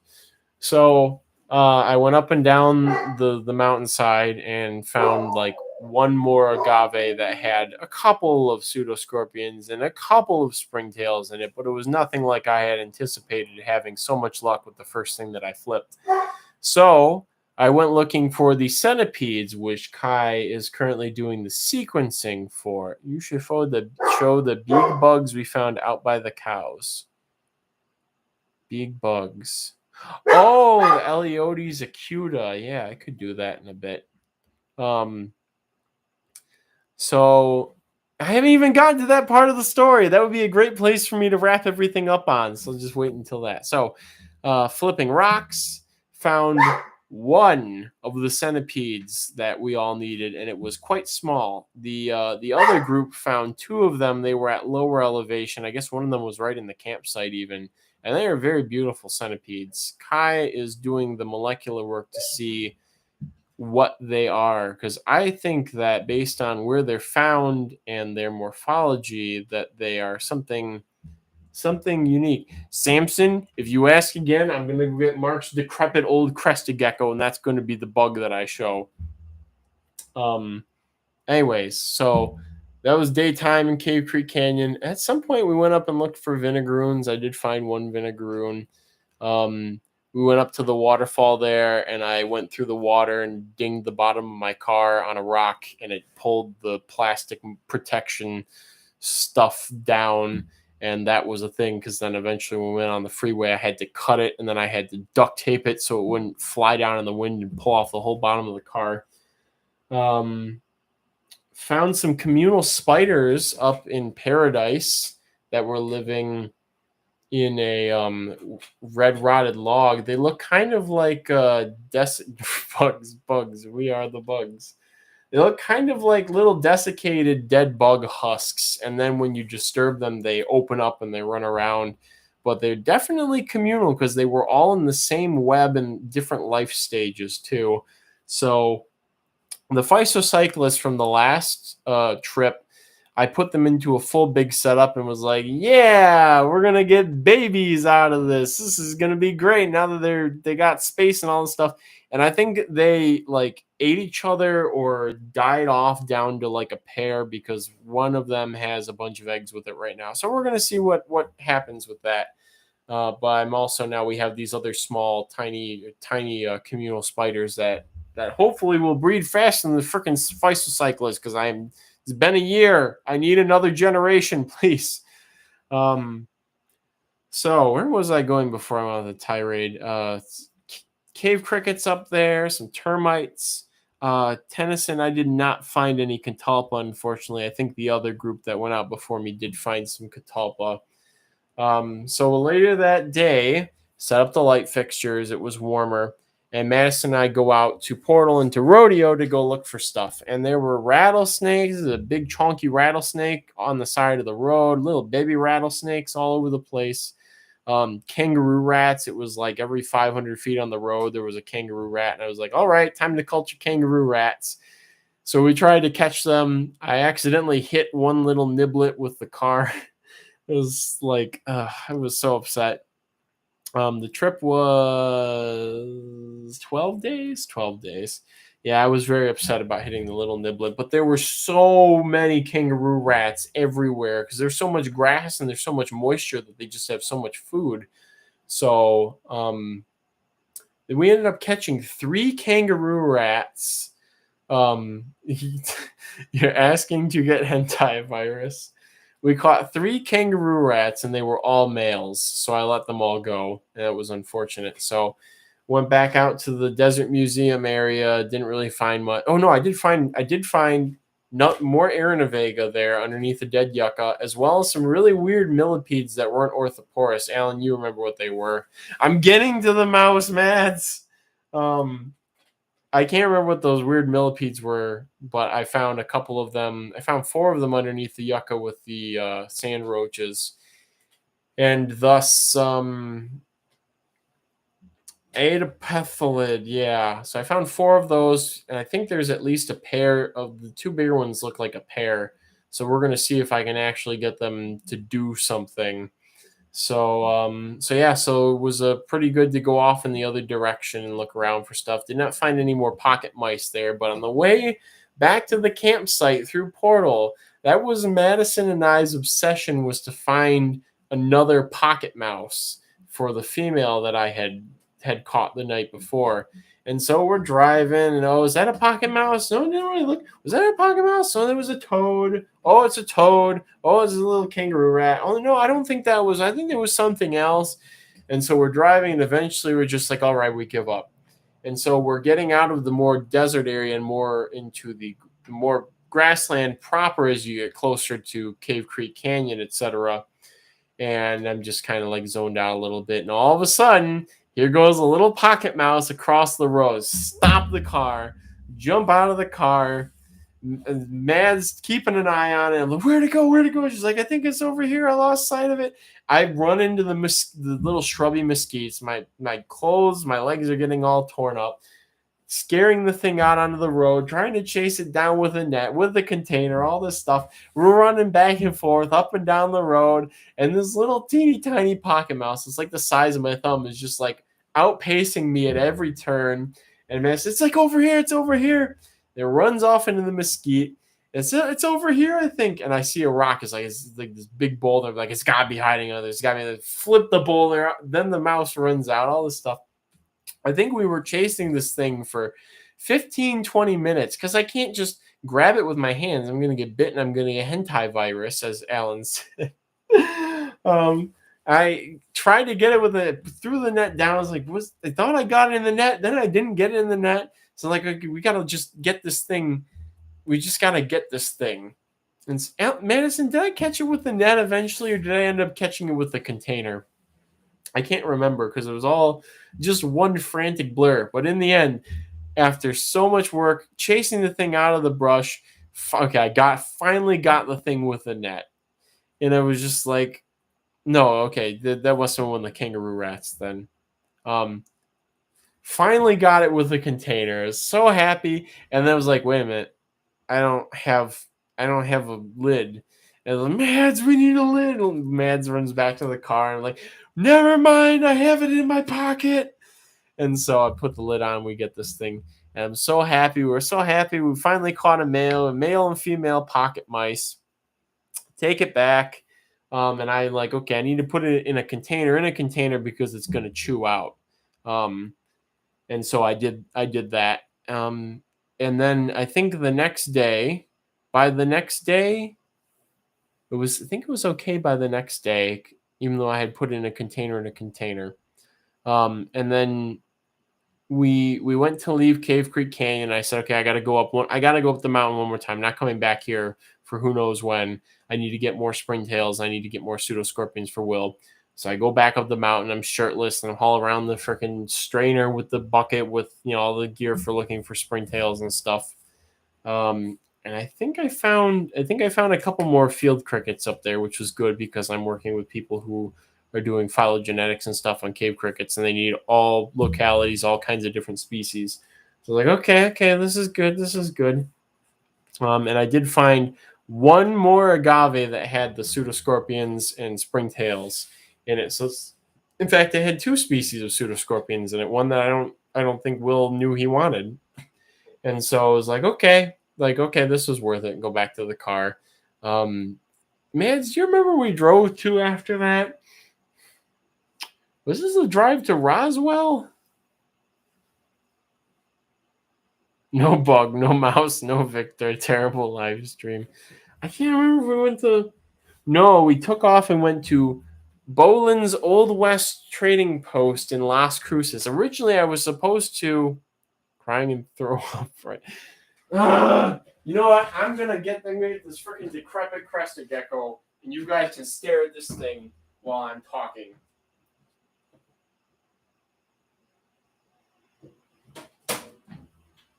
You guys can look at the byproduct of 14 years of throwing tens of thousands of dollars into crested geckos by Mark Malkowski. This thing isn't 13 years old, but like it's got genes and stuff in it that he's been working on for 13 years. This was his last crested gecko that he ever produced, that from all of his projects with Vegan Cupcake and all those other weird lines of crested geckos that he worked with, and all the thousands of dollars of blood, sweat, and gecko semen that went into it. I can't remember what this thing's name is, but he wanted me to have it because I'm just going to get a male for it and try to get some more reds because it does have some good red genes in it. Anyway, so you guys can stare at this thing while I go on about the next leg of the trip, so you go to Boland's Old West Trading Post. too big. I prefer micro geckos. I do like micro geckos too.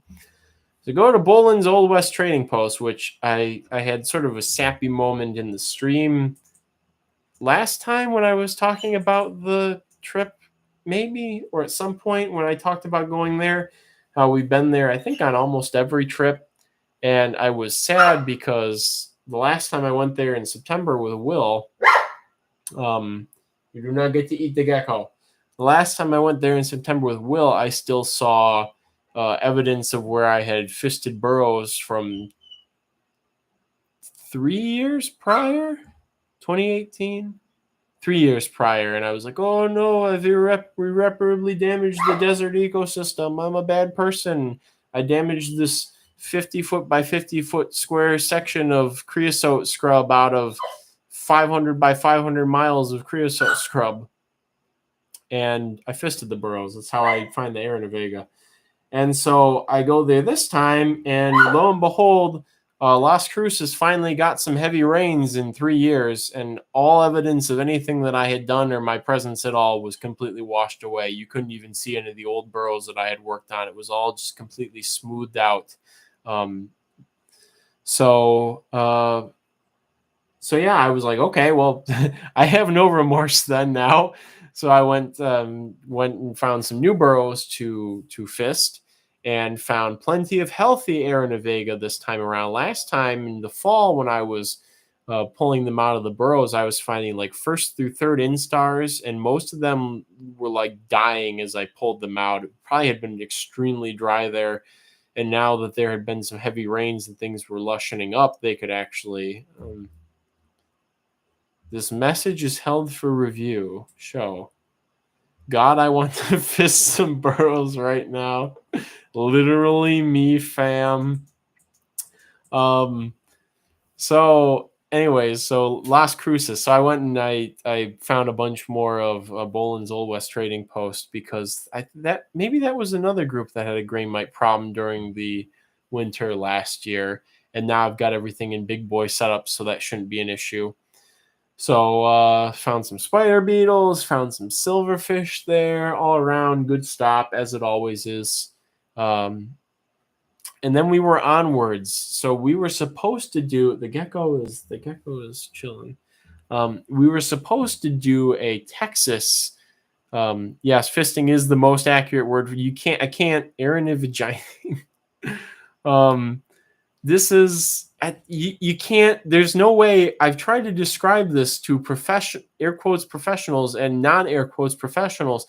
There's no better term for shoving your fist down a burrow than fisting a burrow. That's just this is the terminology.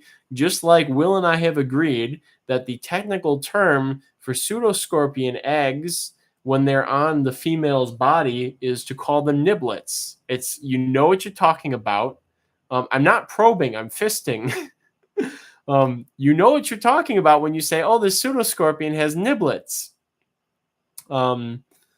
So anyways, what was I even saying with this? Where we were going to next? Fisting burrows, professional terminology. Next, we headed off to places. We were supposed to go to Texas, and I said, screw that, because I already had a bunch of Aranavega, a bunch of stuff.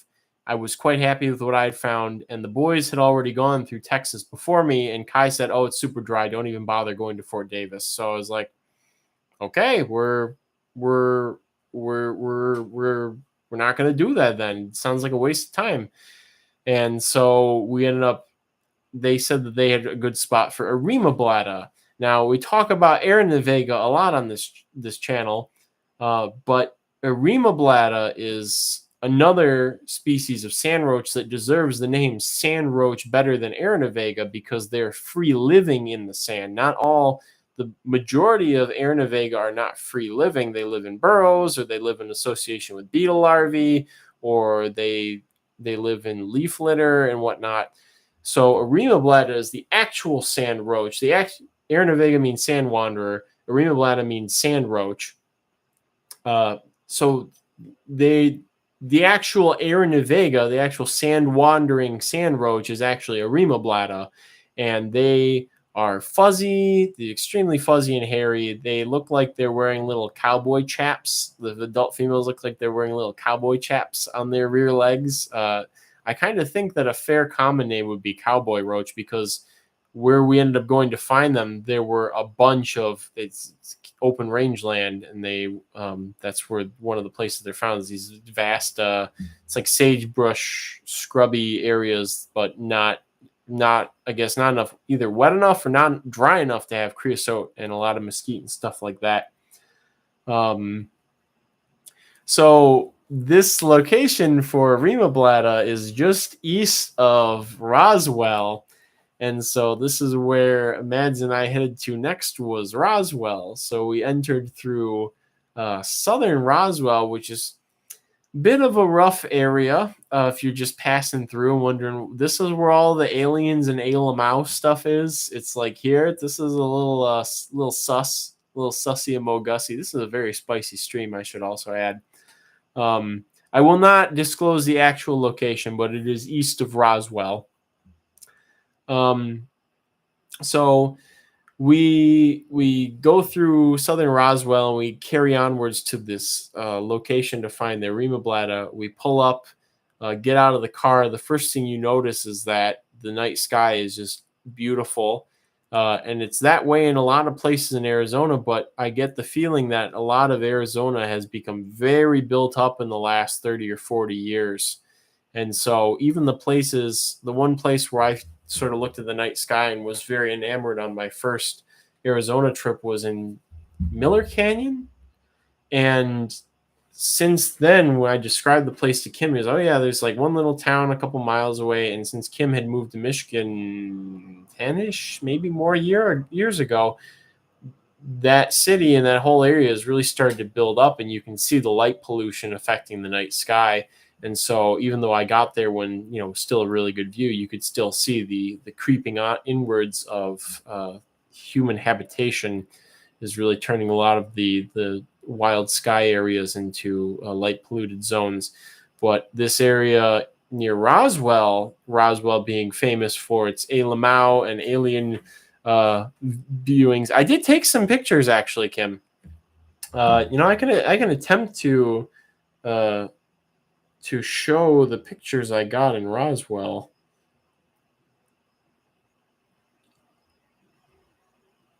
It's pretty good. It might show up if I toy with the distance from the webcam.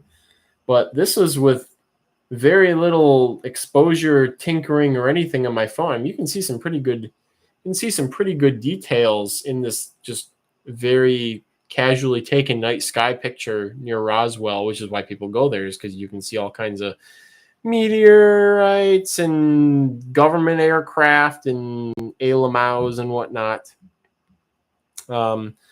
So we go there, we get out. First thing you notice is the sky. The next thing we noticed was we're surrounded by cows, and they all sound very angry. They're just making all of these. He's actually, we're going to see spicy pics. Let's see what happens if you swipe. Right.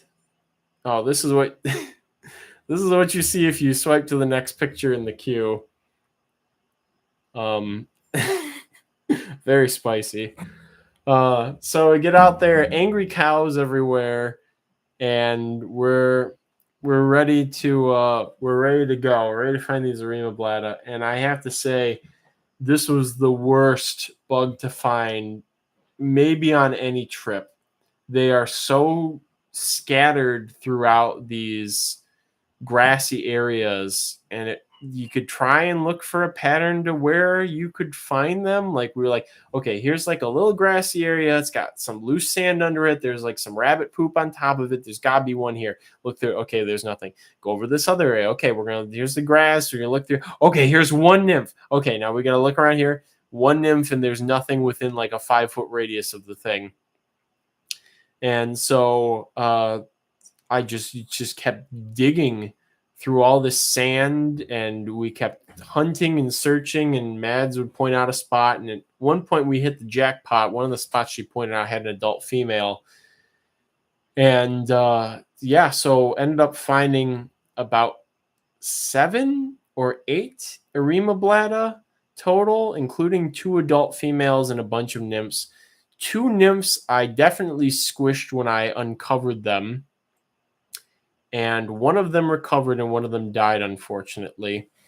So yeah, I'm mad about that, but I'm very hopeful. In a past live stream, I mentioned how I was saving the last 2 tanks. I don't have to turn the whole thing anymore. I can just turn the little webcam.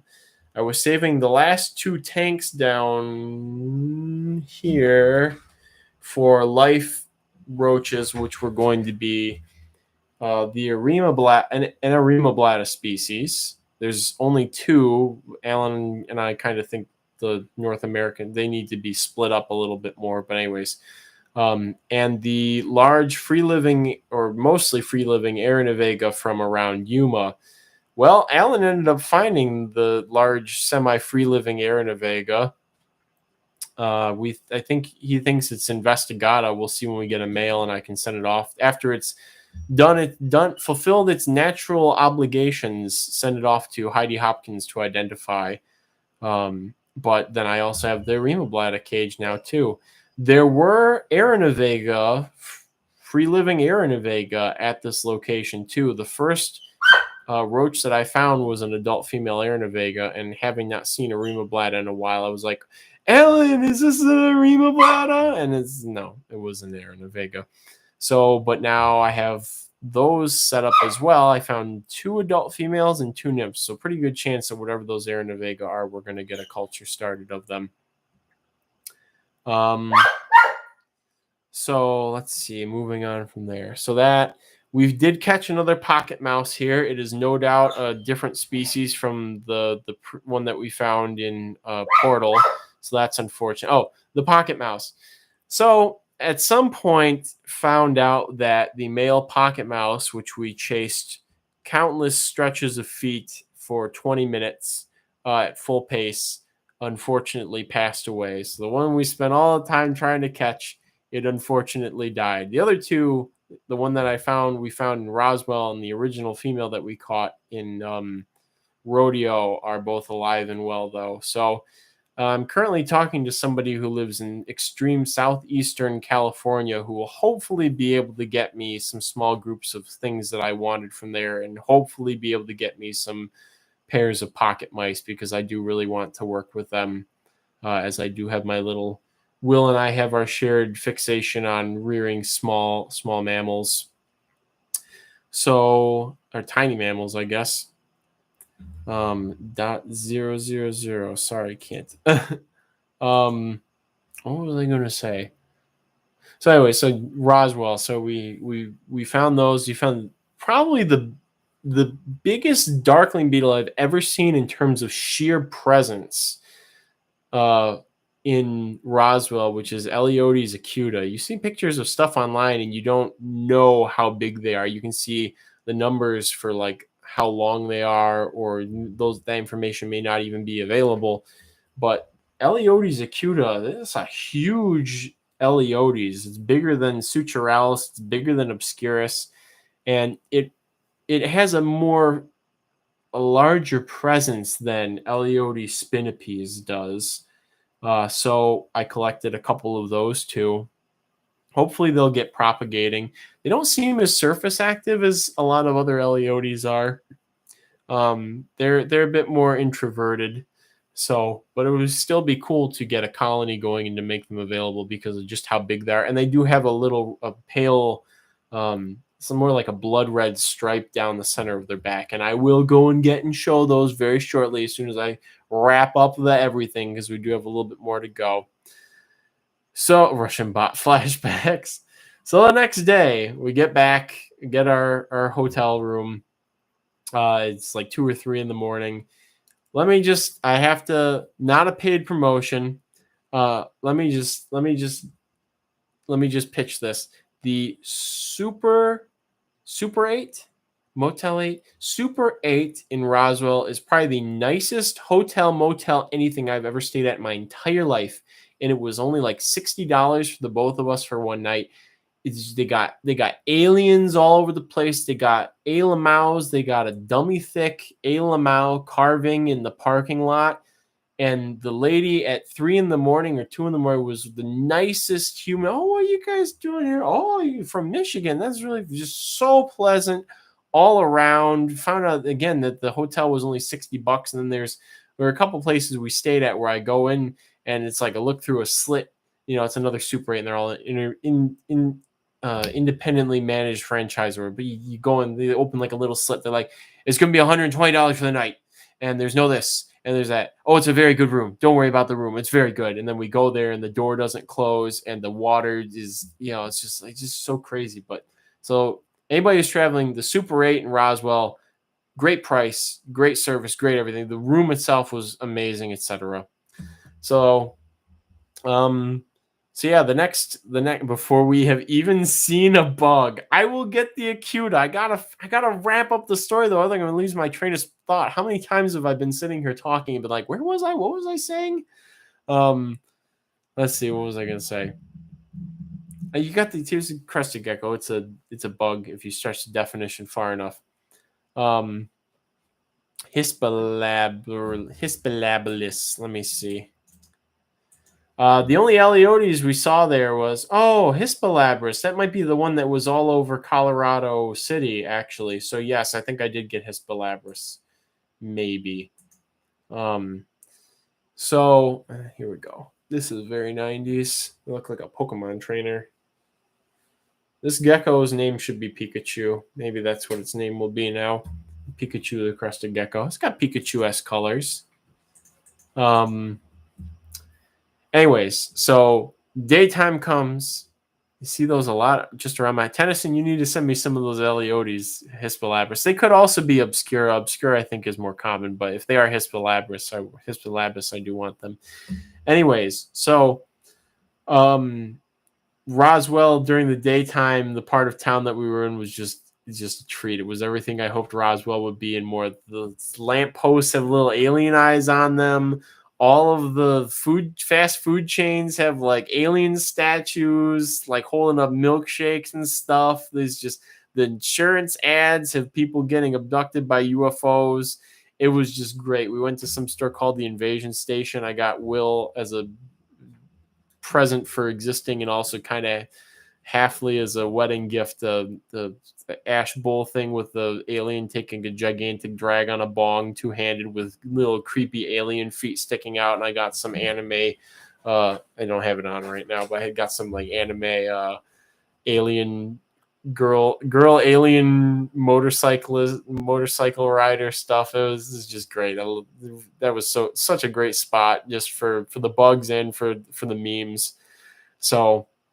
But that day after we left that, it was the drag back to Utah, and we were going to originally do it in 2 days. But Mads and I were both cranky, so we wanted to get it done in like 1, and I decided that I wanted to get it done in like less than 1. So, but we had one more stop, and that was north of Taos, New Mexico, in El Prado. There was an iNaturalist record for an Aeronavega, and I was like, all right, we're doing it. Like, it's on the way back to Utah, and it's probably gonna would be the most northernmost Aeronavega in culture, whatever it is. So we go to the spot after I directed us in the general vicinity. Go to the spot. It's sagebrush wasteland for miles. They're plowing all of it and putting in cookie cutter adobe houses for whatever reason there. I go off into the sagebrush with Mads. The burrows are unfistable. It's clay, dry, rocky clay. I can't even get my hand into it. It's so awful. I cannot even fist it. And I'm just like, oh, this is going to be a waste of time. I'm so sad. And so walk around the little burrows. I fist a couple of them. I find a cool cave cricket. Like, oh, I'll find more. Didn't find any more. I did manage to find some. Very tiny Eleotes, and I did collect. Occasionally I would pull out a larva. I only found one adult, but occasionally when I was half just half effort fisting in these rock hard burrows would only pull out like 1 or 2 larvae. So I kept as many as I could. Hopefully we'll get those in culture. So drive a little bit further and look like, oh, maybe there's another place with better fistable burrows. And it's starting to rain. It could flash flood. There's flash flood warnings everywhere in this area. It looks like, oh, if that road floods, I mean, it's gravel's a little elevated, but it's going to suck. And so finally, like, okay, here's this big wide open patch with no fences of the sagebrush stuff. I'm just going to run off in there, and there's a little clearing. Maybe there's something there I can do. I can find. Run off into the clearing. The ground cover at this place, that's another thing. This is not just sagebrush barren. The ground cover was literally cactus. There is a ground, word of the day is now festival. I can second that. The ground cover here is a cactus, an opuntia that grows along the ground. It has no verticality to it. The pads grow up and they fall to the side, and this whole area was just nothing but cactus in between all of the sagebrush. And so I'm wandering around. I find this area where it looks like they tried to clear it for putting in another house, and they gave up because there's some gravel put in there. There were some sagebrush logs piled up. I was like, okay, there may be a mammal made its nest under there. I'll pull them up. There'll be detritus. It's going to be great. I'm going to find Aeronavegas. So I start dissecting this pile of sagebrush corpses, and I pull up maybe 2 or 3 logs, and oh boy, there's a wasp nest within the sagebrush pile. And so I drop everything and I run away, and the adrenaline must have been out of my mind or something, because I ended up getting another sting. Speaking of which, at Roswell, there were some weird little sand hymenopterans that I kept uncovering, and they kept flying to light. And at some point, one of them went up my shirt and panicked because it was caught between my skin and my shirt and stung me. But then adding to the stings were the wasps at this other location, which must have gotten in at least one, because there was a new sting after that day. So I was like, oh, this sucks, but I got to keep going. Eventually, I wander around enough that I find a ridge. And by that, I mean a little spot where it's about maybe a foot above barely a foot above the surrounding elevation, where there's a bunch of sagebrush growing very closely together. And there were some burrows that looked fistable. So I go over to them. Madison's in the car. She's grumpy because she has to pee, and I have to find roaches. We both know these things are equally important. One of them in this situation was more equally important than the other. And so I'm fisting the burrow at the speed of light, and finally, and almost cursedly pull out a single Aeronavega nymph. And then I'm like, all right, I gotta go get Mads. I gotta have her scout around to see if there's any of these other rises, in case this is literally the only nymph in this whole spot. And she comes over and she goes, like, this is like the only bit of ground that's like a foot above the surrounding elevation for like a mile in any direction from what you can see. And so I just start fisting. I just start going to town, and I'm like, oh, I'm so sorry, sagebrush, because I like the plant. I love the color and the smell. And I'm just like, I'm so sorry, I'm destroying this patch of sagebrush. And Mads is like, yes, the sagebrush is so sad. It's not like there's no other sagebrush anywhere around here for miles.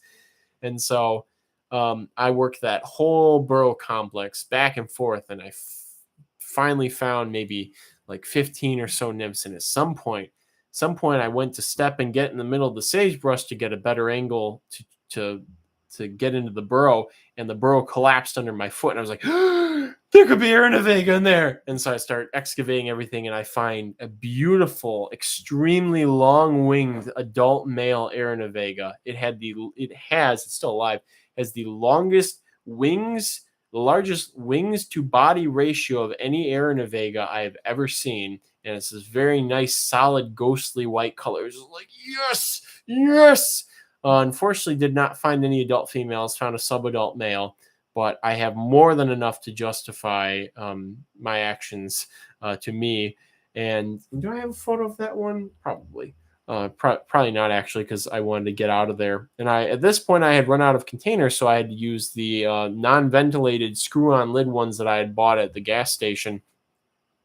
I like how show bug is now something that people are saying. So anyways, So you get done with that, hobble back to the car, drive through the whole night to go from El Prado, New Mexico, all the way back to Salt Lake City. Get there, I think at midnight. My brain was like, I was just dead, and I had to have Mads drive the rest of the way. And then I woke up in a stupor at like 2:30 or 3 in the morning when we finally pulled up in front of her house. And there was like, I just remember this guy speeding down the street, me getting all as many bugs and all the bugs and stuff out of the car so they wouldn't bake in the morning into her house. And some homeless guy or some dude without his shirt on or on drugs or something, like at the crosswalk intersection, like sitting on the ground staring up at the street light. So how big was the Air Navega? It was about an inch, perhaps. It's pretty really good size for an Air Navega, actually. And so that was it. I dropped her off. Spent the night. Did I spend the next day? Yes, I spent the next day there recovering because I needed to recover after the blitz, and she had to recover as well. And then by the following day, I was on my way home. I went to last minute, decided, okay, I should go see my uncle I haven't seen in a long time, who lives in Provo, somewhere like an hour west of Bear Lake. Went and saw my aunt and uncle, had lunch there. It was nice. Then I took off and I killed myself driving all the way home. And when did I get home? I think I got home at like 9 p.m. Gotta look at this. Got home 9 p.m. on August 20th. Victor had been dropped off at my neighbor Karen, so I went over there to pick him up and see my boy. Show bugs. Hollywood's the next blockbuster if they can keep it from being rated NC-17. I went over there and he was so happy to see me, and then he was like really horny and he kept trying to have sex with her two little tiny dogs after being an angel the whole time that I was gone, or at least that while he was over at Karen's house. He was, as you guys know, he's a very needy dog and he needs lots of love and affection. But so get back to Karen's house, and she's like, would you like some wine? I was like, yes, I would like some wine. And then it was like, yes, I would like some more wine. So my night back, I left everything in the car. I just went and had some drinks with my neighbor Karen. And then the next day, the hell of getting everything put away began, and the hell of getting everything put away has not quite ended. But we're pretty much back on track here. I finished up Roach duty today, and tomorrow will be everything else duty. And after that, it'll just be some odds and ends that I need to put away, because some of them I can't put away because I have bought thousands of dollars in faunariums and critter keepers and have bought out every store within a 5-mile radius of my house, and now have to wait for all of them to restock. And then I also bought out Amazon because that's my life now. So, Enema Uno Strigata, really quick. In Colorado City, Enema Uno Strigata was so common that I lifted or maybe Mads lifted a rock. I had her get a picture. Maybe I took a picture. They were so common that underneath this rock in Colorado City, yeah, I think Mads, I think you have the picture of the Entomobia Uno Strigata. The bottom of this like 2 foot by 1 foot rock was literally covered with hundreds of thousands of Entomobia Uno Strigata. They were just insane. Just insane how many there are. Some eggs, I'm very picky about my critter keepers because I have to use faunariums for roaches because, one, it fits the design scheme, and two, the way the lid clamps down is better than the Lee's critter keepers, which only have a singular locking mechanism, which isn't good for keeping climbing roaches and things I really don't want to get out in containers.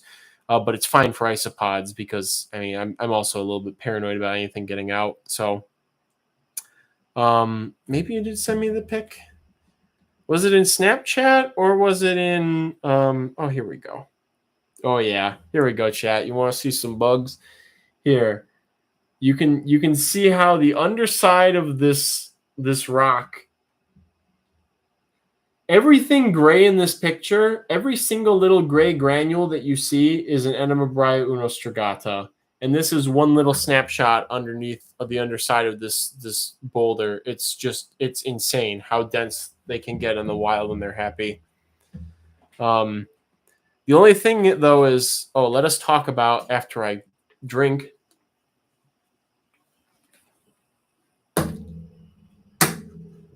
All right, come here, Pikachu.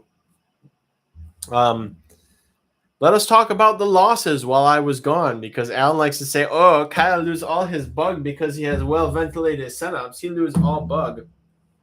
I pretty much did not lose anything while I was gone, except for my Euthalastoblata species Ocala colony. All of their fish flakes were eaten by Invertebrata unostrigata, and so they seem to have starved to death.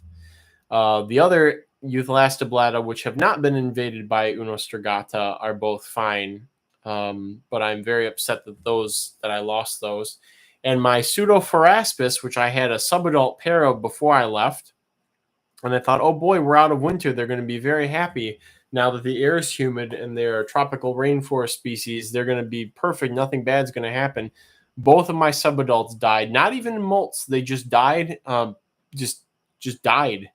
And so I was very upset about that. Fortunately, there's another person in the U.S. who still has them, and hopefully we'll be able to get them established, and they'll be in better condition than arriving in the dead of winter from somewhere else, as this batch had. So, but other than that, all the roach colonies are doing extremely well. I found baby Lanxoblata rudis, which is a species that we're desperately trying to keep going in captivity. And there were baby Gronphodorina portentosa masola, the locality hisser, pure hissers. I have babies of those now, and we'll be making them available eventually.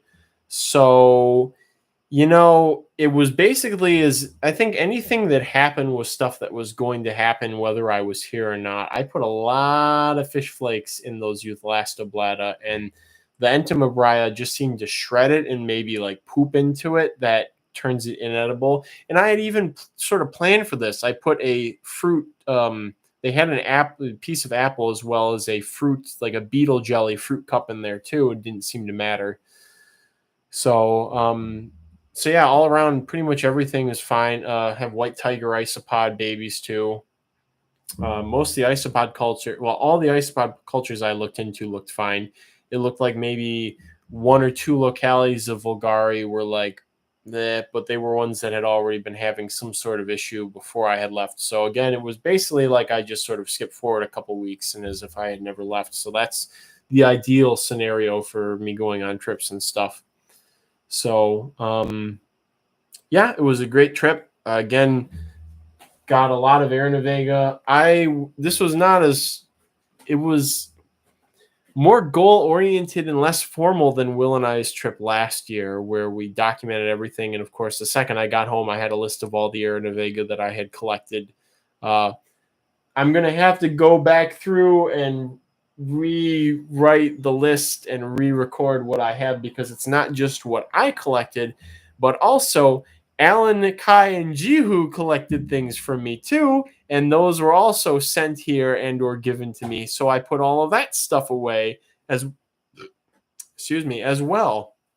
So I'll probably just lump it all together with the total acquisitions of things.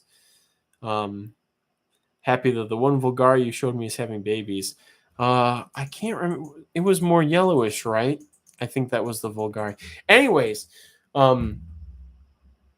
you guys want to see bug. You want to see bug now. So let me put this crested gecko away. Oh, those are already all set up, Alan, except for all the Aranavega you sent me are set up or in permanent setups, except for the Miller and the Thing ones I have not fully set up because I'm out of containers because the stores have not gotten them back in stock yet. So they're just in temporary enclosures like I've kept other stuff in. So, all right. Super Yellow and its white skirt is super vibrant. I'm going to go get those Eleotes queued up, put this thing back. They are housed downstairs, so I will be a moment.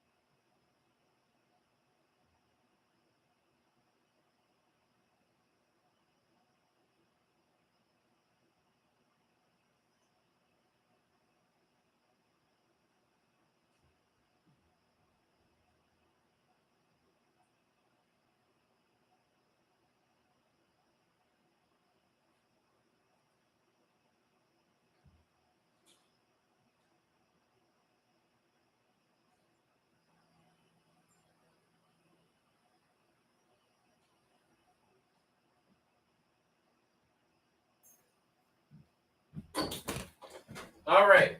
Whichever one of you guys started the show bug meme tonight, I'm going to eat your heart out because I have bug to show. So we have a couple of things here, and this is a good candidate for why I need better lighting. Also, I was going to bring up that I need to, I'm probably going to look into doing a rig on the desk so that I can show off bugs through a separate camera, maybe as an inset or something on the stream. It's something I know it's very easy to do for people who know how to do it. I just need to figure out what I would use. Do I use my iPhone? What exactly an overhead shot of stuff so I can show off, crazy isopod project things, Beetles, Roaches, all kinds of stuff would have its own lighting and stuff, so things would actually show up and look nice on the stream when I want to show things off. I think it would shift the focus of the stream to being more of a show and tell, and maybe it would be once a month is more of a me talking my head off, and the rest of the time is more showing some things. So the Beetle, that is, oh boy. So the male Obscurus on a female, presumably female Acuta, and that is sand stuck in the. There's your sand stuck in the body, TJ. The sand stuck in the seti on the legs. So I'm trying to find a good way to get a good size comparison of all of these guys. They all have pretty good grip except for the Obscura for some reason. So this is Eleote spinipes Macrura. This is one of the finds from last year's Arizona trip, and this is a captive bred adult F1 adult male. I think they can get a good. And you know what? Here you go. We're gonna do like the parents do, where they put the leash on the kids. I'm just gonna. There we go. Hold the Beetles. I think you can get them bigger than this and with bigger pointier tails. But this was the largest darkling consistently in culture. Yes, consistently in culture at the moment. TJ is a good colony. I have a bunch of adults. I need to cool some of them to get them to start breeding again and whatnot. This is Eleotes obscurus. Let's see if you can see. I have to hold it next to my face. You can probably see the striations on the elytra there. And this is a very common species with multiple varieties or subspecies that may or may not be valid, from all the way up in like Idaho all the way down to like Mexico, I think. So these are the ones from Colorado City. This is one of the pocket beetles. And then this chunky boy, this chunky girl, is Eleotes acuta. This is the one from Roswell. And again, you can't see it because of the lighting, but there is a stripe that's sort of blood red right down the back. And I find a good way to show off the size compare these guys. You can hold them like Yu-Gi-Oh cards or something here. These two are fine with. I don't know how the spinipes is going to be, but you kind of get a general idea for how big they are. The Acuta, definitely because of the wide, oversized load going on here, is definitely has the most imposing presence out of them, followed by the spinipes, which I feel is the most visually interesting with the smoothness and the mucro on the end of the abdomen. Kyle dropping bugs everywhere. And Obscurus is, considering they're found like everywhere. Yeah, hold these like basically on my face.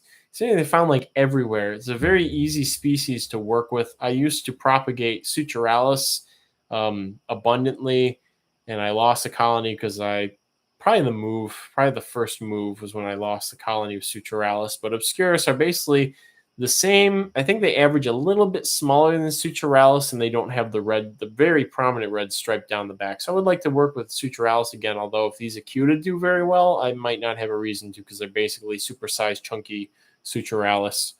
So, but Obscura is a really good, if you're looking to get hardcore into Eleotes, I'd say Obscura is a good one, because it's very hardy. You do need to cool the adults to simulate them to breed the following season. Or to you need to cool them, every basically for the fall to get them just go into reproductive mode the next season. And Suturalis is very similar. We don't know anything about raising Acuta yet. We can at least say that spinipes also need to be cooled like that, but fresh out of the pupal stage, they will just go right into mating. Although I have some that are fresh out of pupae and have been for a couple of months, and they still have not done anything. Could be a setup issue, could be a whatever issue. End up collecting a Vulgari from Utah. I know you were talking about that. I was going to in Mad's backyard. She said they're more common in the spring because of the moisture. And I did do a very poor look for them out there, but honestly, I was very tired and hungry at that point. And so I did not collect any Vulgari from Utah. I did collect from Arizona, New Mexico, and Nebraska. I kind of looked for Wyoming, but it was just way too dry at the rest stops I went to. So yeah, here's some bugs. Here's some darklings. I am in contact with a darkling collector who collects death fainters and whatnot, and so those will all be regularly available on the site, including some of the ones that he doesn't normally sell because they just get overshadowed by death fainters. But I think it's pretty cool if you have a little mini ecosystem of all the things, especially if it's a very specific place. You could have a mini Yuma in your house that isn't 110 degrees at 10 p.m. So then the primary other large darkling out there is Eleodes armata, which they get pretty good size. They're not as imposing. Oh, somebody pooped. They're not as imposing as these Acuta are, and they're not as interestingly shaped as the Spinipes is. But they do apparently live a very long time, and they live in much harsher environments than any of these guys do. So, yeah. Darkling beetle crossing, I guess, for today. Can I get this to focus if I put this way close up? Maybe. I'm still figuring out this camera here. Oh yeah, hey, that's okay. Right? That's pretty good. You can see my horrible, atrocious fingernails, but we're not looking at that. We're looking at these sexy beetles. You can't see the color on that Acuta, but you get a good idea of the texture going on there. Oh, and the Obscura is joining us now as well from the other side. And then the big hairy darkling that's in the hallway wants to be in on the frame. Brett, all of your comments are relatively innocuous. It's just interesting that the thing likes to censor them because they're innocuous, but they could also not be. Like if I was a cute TM gamer girl or something and you put so lickable, it would be a different situation than you looking at these forbidden black licorice snacks. So, yeah, a lot of the death fainters we found in Yuma were really big and chunky. I think they whatever goes on from some wholesalers or something or other. I think a lot of the ones that make it to retailers are usually males because the females have been grabbed up earlier in the process and they're usually bigger. Or just in general, the bigger ones have been picked over first, leaving all the smaller Asbolus varicosus. Speaking of Asbolus, Alan was kind enough, after me pestering him for about 6 months, to send me his group of adult Asbolus mexicanus, which was one of the things I was going to look for if we went to Texas, but we did not. And so I was like, I basically wanted to go to Texas for Chrysina woodi and Asbolus mexicanus. And then Alan sent me his group. So I'm going to give them a light cooling because that area does get pretty cool during the winter, and see if I can get a flood of larvae out of them, because it's a species I really, really, really want to work with. Because I saw them, they look like they're like actual blueberries. They're not like varicosus where they're all warty, where they're all varicose. They're like actual smooth brain boys. So I was excited, and thank you, Alan, for sending them to me. And then of course all of these I'm working on. I'm breeding in captivity as well too. I could always have somebody go out and collect Obscurus. There's no shortage of them in the wild, but it's nice to have them on hand, and we know they will probably live longer if they're captive bred, or you at least know that you're not collecting an old lady, 16-year-old adult female, and then somebody's going to get it, and it's going to be their first darkling, and it's just going to keel over. If you fail them on taking your entire beetle collection, you're going to need a good-sized vehicle if you do that. I think I set up, let's see, there's 3 more I want to set up. One's a double species enclosure because it's in Inbathion and Eleodes. I think I set up 15 Eleodes and Inbathion enclosures from this trip from different places. I would really like to have, again, things available so that people can do large communals because they are really good pets. And then you can have a variety of shapes and sizes. And if you decide you want to have them breed in-house, you can do that as well if you have the option to. Look at this chunky girl. Oh, she's a heartbreaker. A bit dummy thick back there. You know, it almost looks like a calisoma, like the shape. Minus the annoying secretion that smells 9 times worse or 900 times worse than Eleodes does and stains your hands and stays on everything for a long time. So, checked on I have not even checked on the Goliath bin since I set it up. At this point, I'm expecting for like somewhere between 2 and 4 tiny adults to just pop up at some point this, like, in the next couple of weeks. I really, I do really need to go through it because if I'm going to end that project and try a different thing, fail a different way, I need to do that because that's the bottom of my beetle shelf, and I need to make room for all the important things. Like, who cares about Goliaths? We got all these cool Eleodes. I need more room for propagating Eleodes and Inbathion, so I really should check it to see if it actually worked, if there's anything in there, because it's taking up prime real estate. I will say I'm having excellent excellent success with Macinarina, and maybe I'll show one of those off. Not an adult. I think I showed off an adult Macinarina at some point already on the stream, but I think I might show off one of these pupil cells because I have some females that I produce, and these are the pupil cells to the males. So this is the Macinarina hobby line US blue whatever. That's a pretty big pupil cell. I think I have 4 male pupil cells here, and then I have 2 females that already are closed, so I'm just really hoping I can get some males to close soon. Here's another one of these male cells. They may have already pupated, actually, so I should have adults soon. Yeah, probably hybrid, or not even hybrid, probably integrate or whatever. I don't know if anybody's looked into Macinarina taxonomy. So, but yeah, this is a chunky, this is like the size of a large tennis ball for this pupil cell. So these adult males are going to be something when they eventually pop up. So really hoping I can get a good number of larvae. I think I bought 10 larvae around December, November. And so now we're getting adults, and hopefully we'll be back to the beginning of the cycle very soon, and I can offer these nice US blue ones. I also have a couple of other colors that I have acquired from within the United States, and hopefully we'll make those available, as well as some Dorcas, some big old Dorcas, which I'd also like to work with more if this current setup does well. Stenodontes. No, I'm leaving it to them. I would like to pick it up eventually when they get another captive bred generation of them going.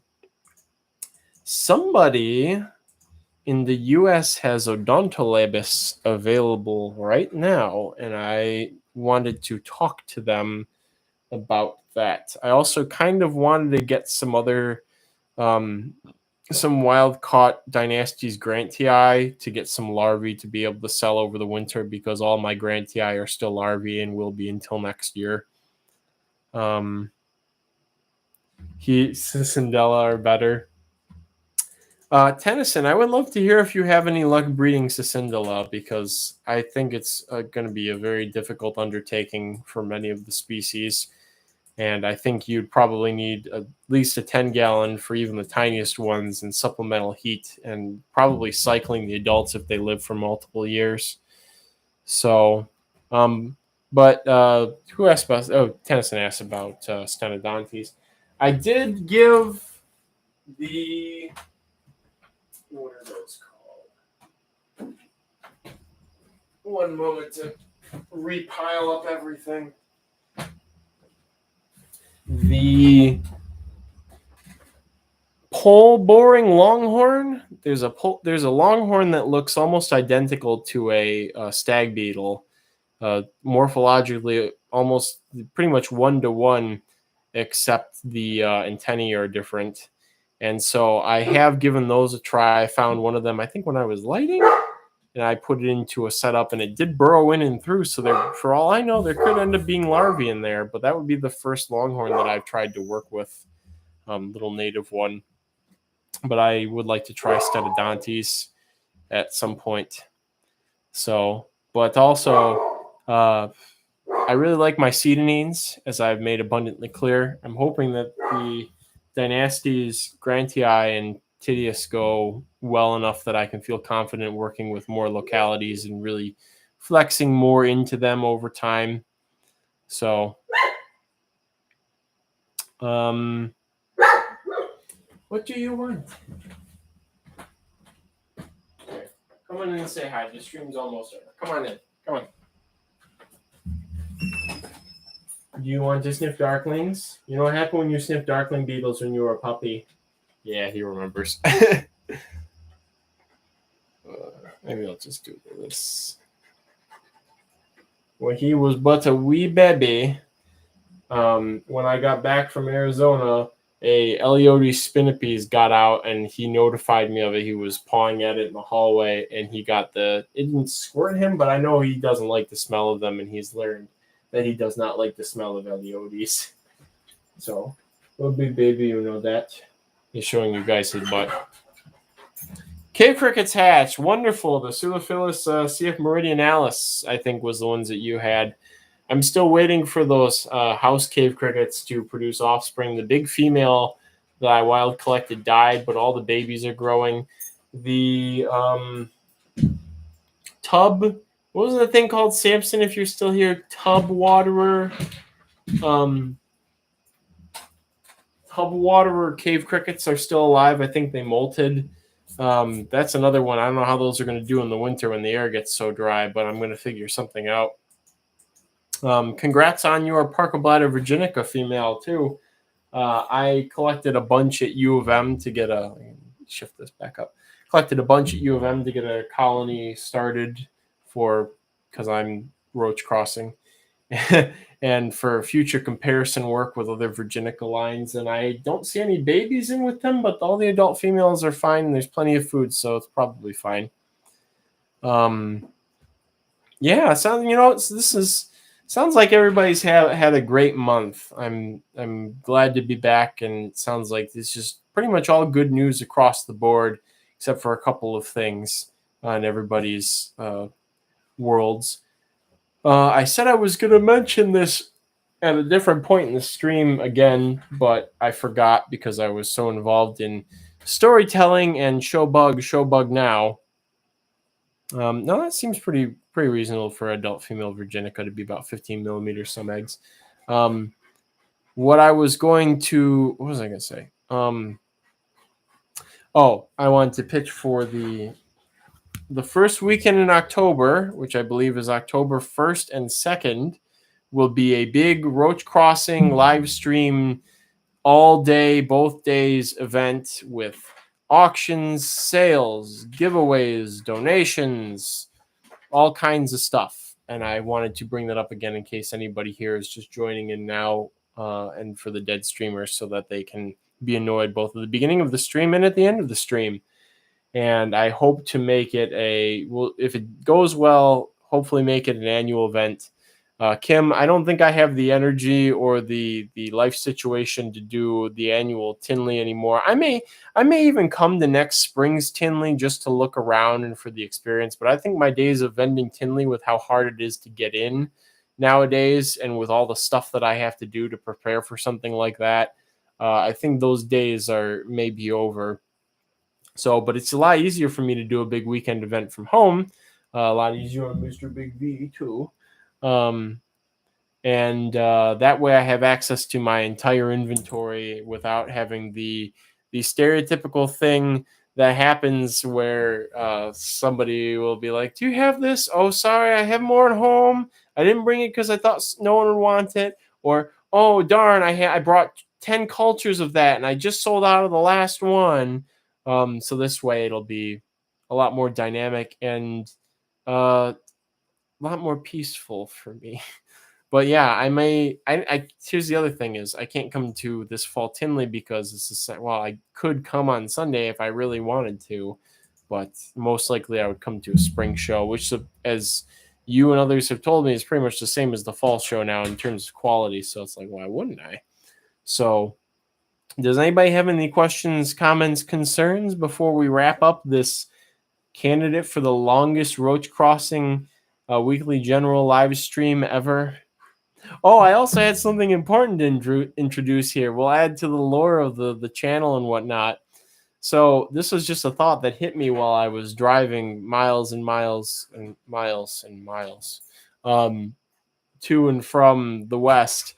Roach Crossing weekly general live stream is a mouthful, and as much as I love saying it, and as quirky and original and as awesome as the label is, it is a bit much. I kind of feel like reducing it down to just the acronym of Wiggle, because it's WGL Weekly General Live Stream. So it'll just be the Roach Wiggle, once a week Roach Wiggle. So I really like that. And no, Alan, the Parker Blood desserts here are too small to be sex. They're just like second and fourth in star or something like that. So we'll see. Maybe I'll start next week. I'll start with calling this the Roach Wiggle. We'll see if it catches on or not, or if it's too cringe. See if it's too cringy or if it is la epic sauce, as you would say in the ancient year of 2010. So, okay, we got one person who likes it. Amanda, okay. I'm glad since you posted here to say that you are still here. I can give you some husbandry stuff for your roaches that you will be receiving. So the rhino roaches can go on about 2 inches of yard sand or topsoil mixed with coconut fiber.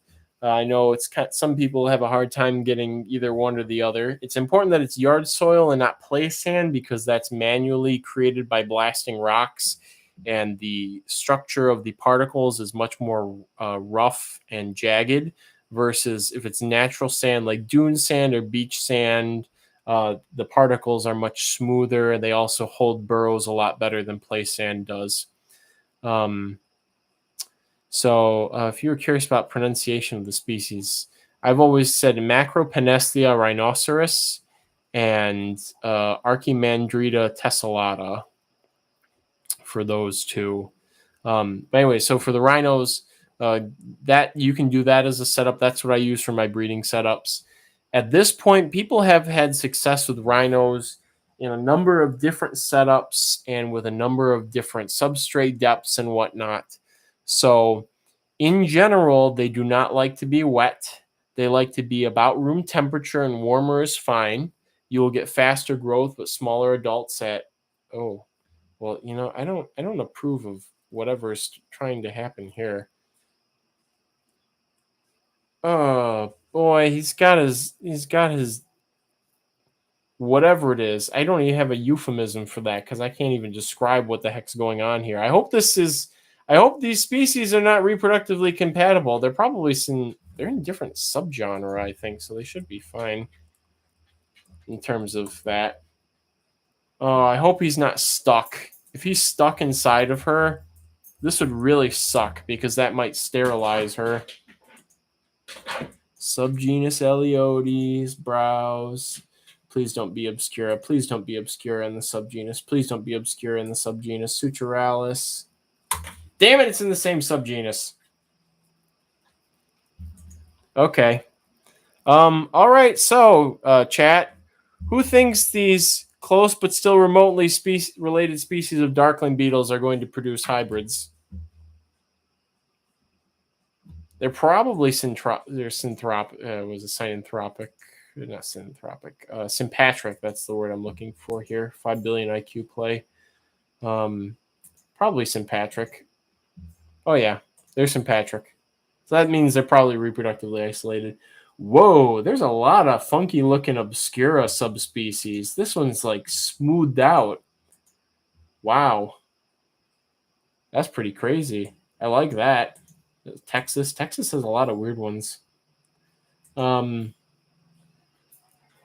Anyways, where was I saying? Yeah, I don't think so. There goes your pure lines. Yeah, I don't think that they can hybridize. That also wasn't a very long coupling. He probably realized it wasn't the right species. Anyways, rhino roaches. The oak leaves, as we talked about, specific stage of decomposition we had also talked about. And for food, supplementing, you give them some fish flakes, you give them some dog food, some apple, carrot, eggplant, strawberry, most of the fruits and vegetables that you can eat, they'll eat. And if they can't eat it, they'll just ignore it. So the most important thing is having the leaves available constantly, not keeping them wet, and having this substrate of. So, for example, Ben killed a lot of his roach species because it can be difficult for people when the air is too wet or dry, and I've killed species before when it's been too wet by overwatering. Ben tends to underwater his bugs, and so a lot of his roach cultures died out. He still has a pair of rhino roaches that I gave him in 2018 that finally matured. They're very small, but they're alive. And this year they had offspring, and the offspring are doing fine. And I think every time that I've gone to visit Ben, I've slightly corrected a little bit of his husbandry. Like I've secretly added a handful of like more substrate, or like watered them a little bit more, or something like that. And so, so Ben with what I would consider subpar husbandry and subpar routine has had success with his rhino roaches. And so they're a lot more durable than they have historically been given credit for. They just take forever to do pretty much everything. So again, I can't stress, it seems the most dangerous thing to them is being too wet, offering leaves that are not dead dry and brown. And Orrin McMonagle had reported that. What did you find? He had some problems with burrows collapsing and killing molting nymphs or something like that in the past. I haven't had that issue, although I have had once or twice had older nymphs pop up with weird deformities that I don't really know what the exact cause was. It might have been too much moisture in those situations, maybe. So, but temperature, there's something, keep them cold, they're going to be cooler. Room temperature is fine. I would even recommend getting them into the high 70s if you can, and temperature fluctuations are also fine. I would not bother with clay. It's kind of a risky gamble if you're going to get the consistency of the soil really good with clay. So it's much easier to do 50-50 sand than to mess around with the clay getting overly compacted or holding too much or too little water. So any other questions or anything before we wrap up? Did you know that you're a pest? Did you know you're a big pest? Did you know you're a cute pest? Did you know that? I know you're a cute pest. Say, Father, I'm a cute pest. Yes, I know. Say, I'm very cute, though. Say, Father, when we're going to have the Victor live stream? Say, Father, we're going to have a live stream that's all about me. We're going to have a live stream about you, don't we? Yeah. About the dog. He's very cute. So if there's no other, I don't know what you want. If there's no other questions or comments, or slowest breeding roach in culture, there would be the rhino roaches for sure. C. albissima. What's the genus for C. albissima? Cicindella. Coral pink Sandals tiger. I don't know anything about that. If you were to talk about anything about tiger beetle ranges, you'd want to contact Kim Wisman or Kai, who's been on here a couple of times. Jun Kai Wang, they may know more. What do you want? Come here. Come here. You are impatient. You are a child. You cannot eat these. They're forbidden snacks. Forbidden snacks. They have evolved specifically, probably specifically to deter your kind. Probably. You are responsible for these. I want you to think about that. All right. So, with that being said, this is a great live stream. Good to be back. I'll see everybody next week with hopefully more good news about stuff from the trip breeding and whatnot. There will be an availability list update tomorrow or Sunday with some extra stuff that I collected on the trip that will be available. Shush. Come here. Come here. Come here. Good boy. So, if there's anything, Wild Martin, good to see you. 2 hours alive. Sorry to be so late. 7 a.m. is a difficult time for me. Great to see you back, Kyle. Yeah, good to see you, Martin. Well, maybe I'll have to do a morning live stream or something so the hours will work out so you could catch it. But you have the dead stream to enjoy as well. It's good seeing you. So, with that being said, everybody, I'll see you all next week. Until then, may your cultures ever be bountiful and have a graceful transition from summer to fall. Isn't it right, you big gumper?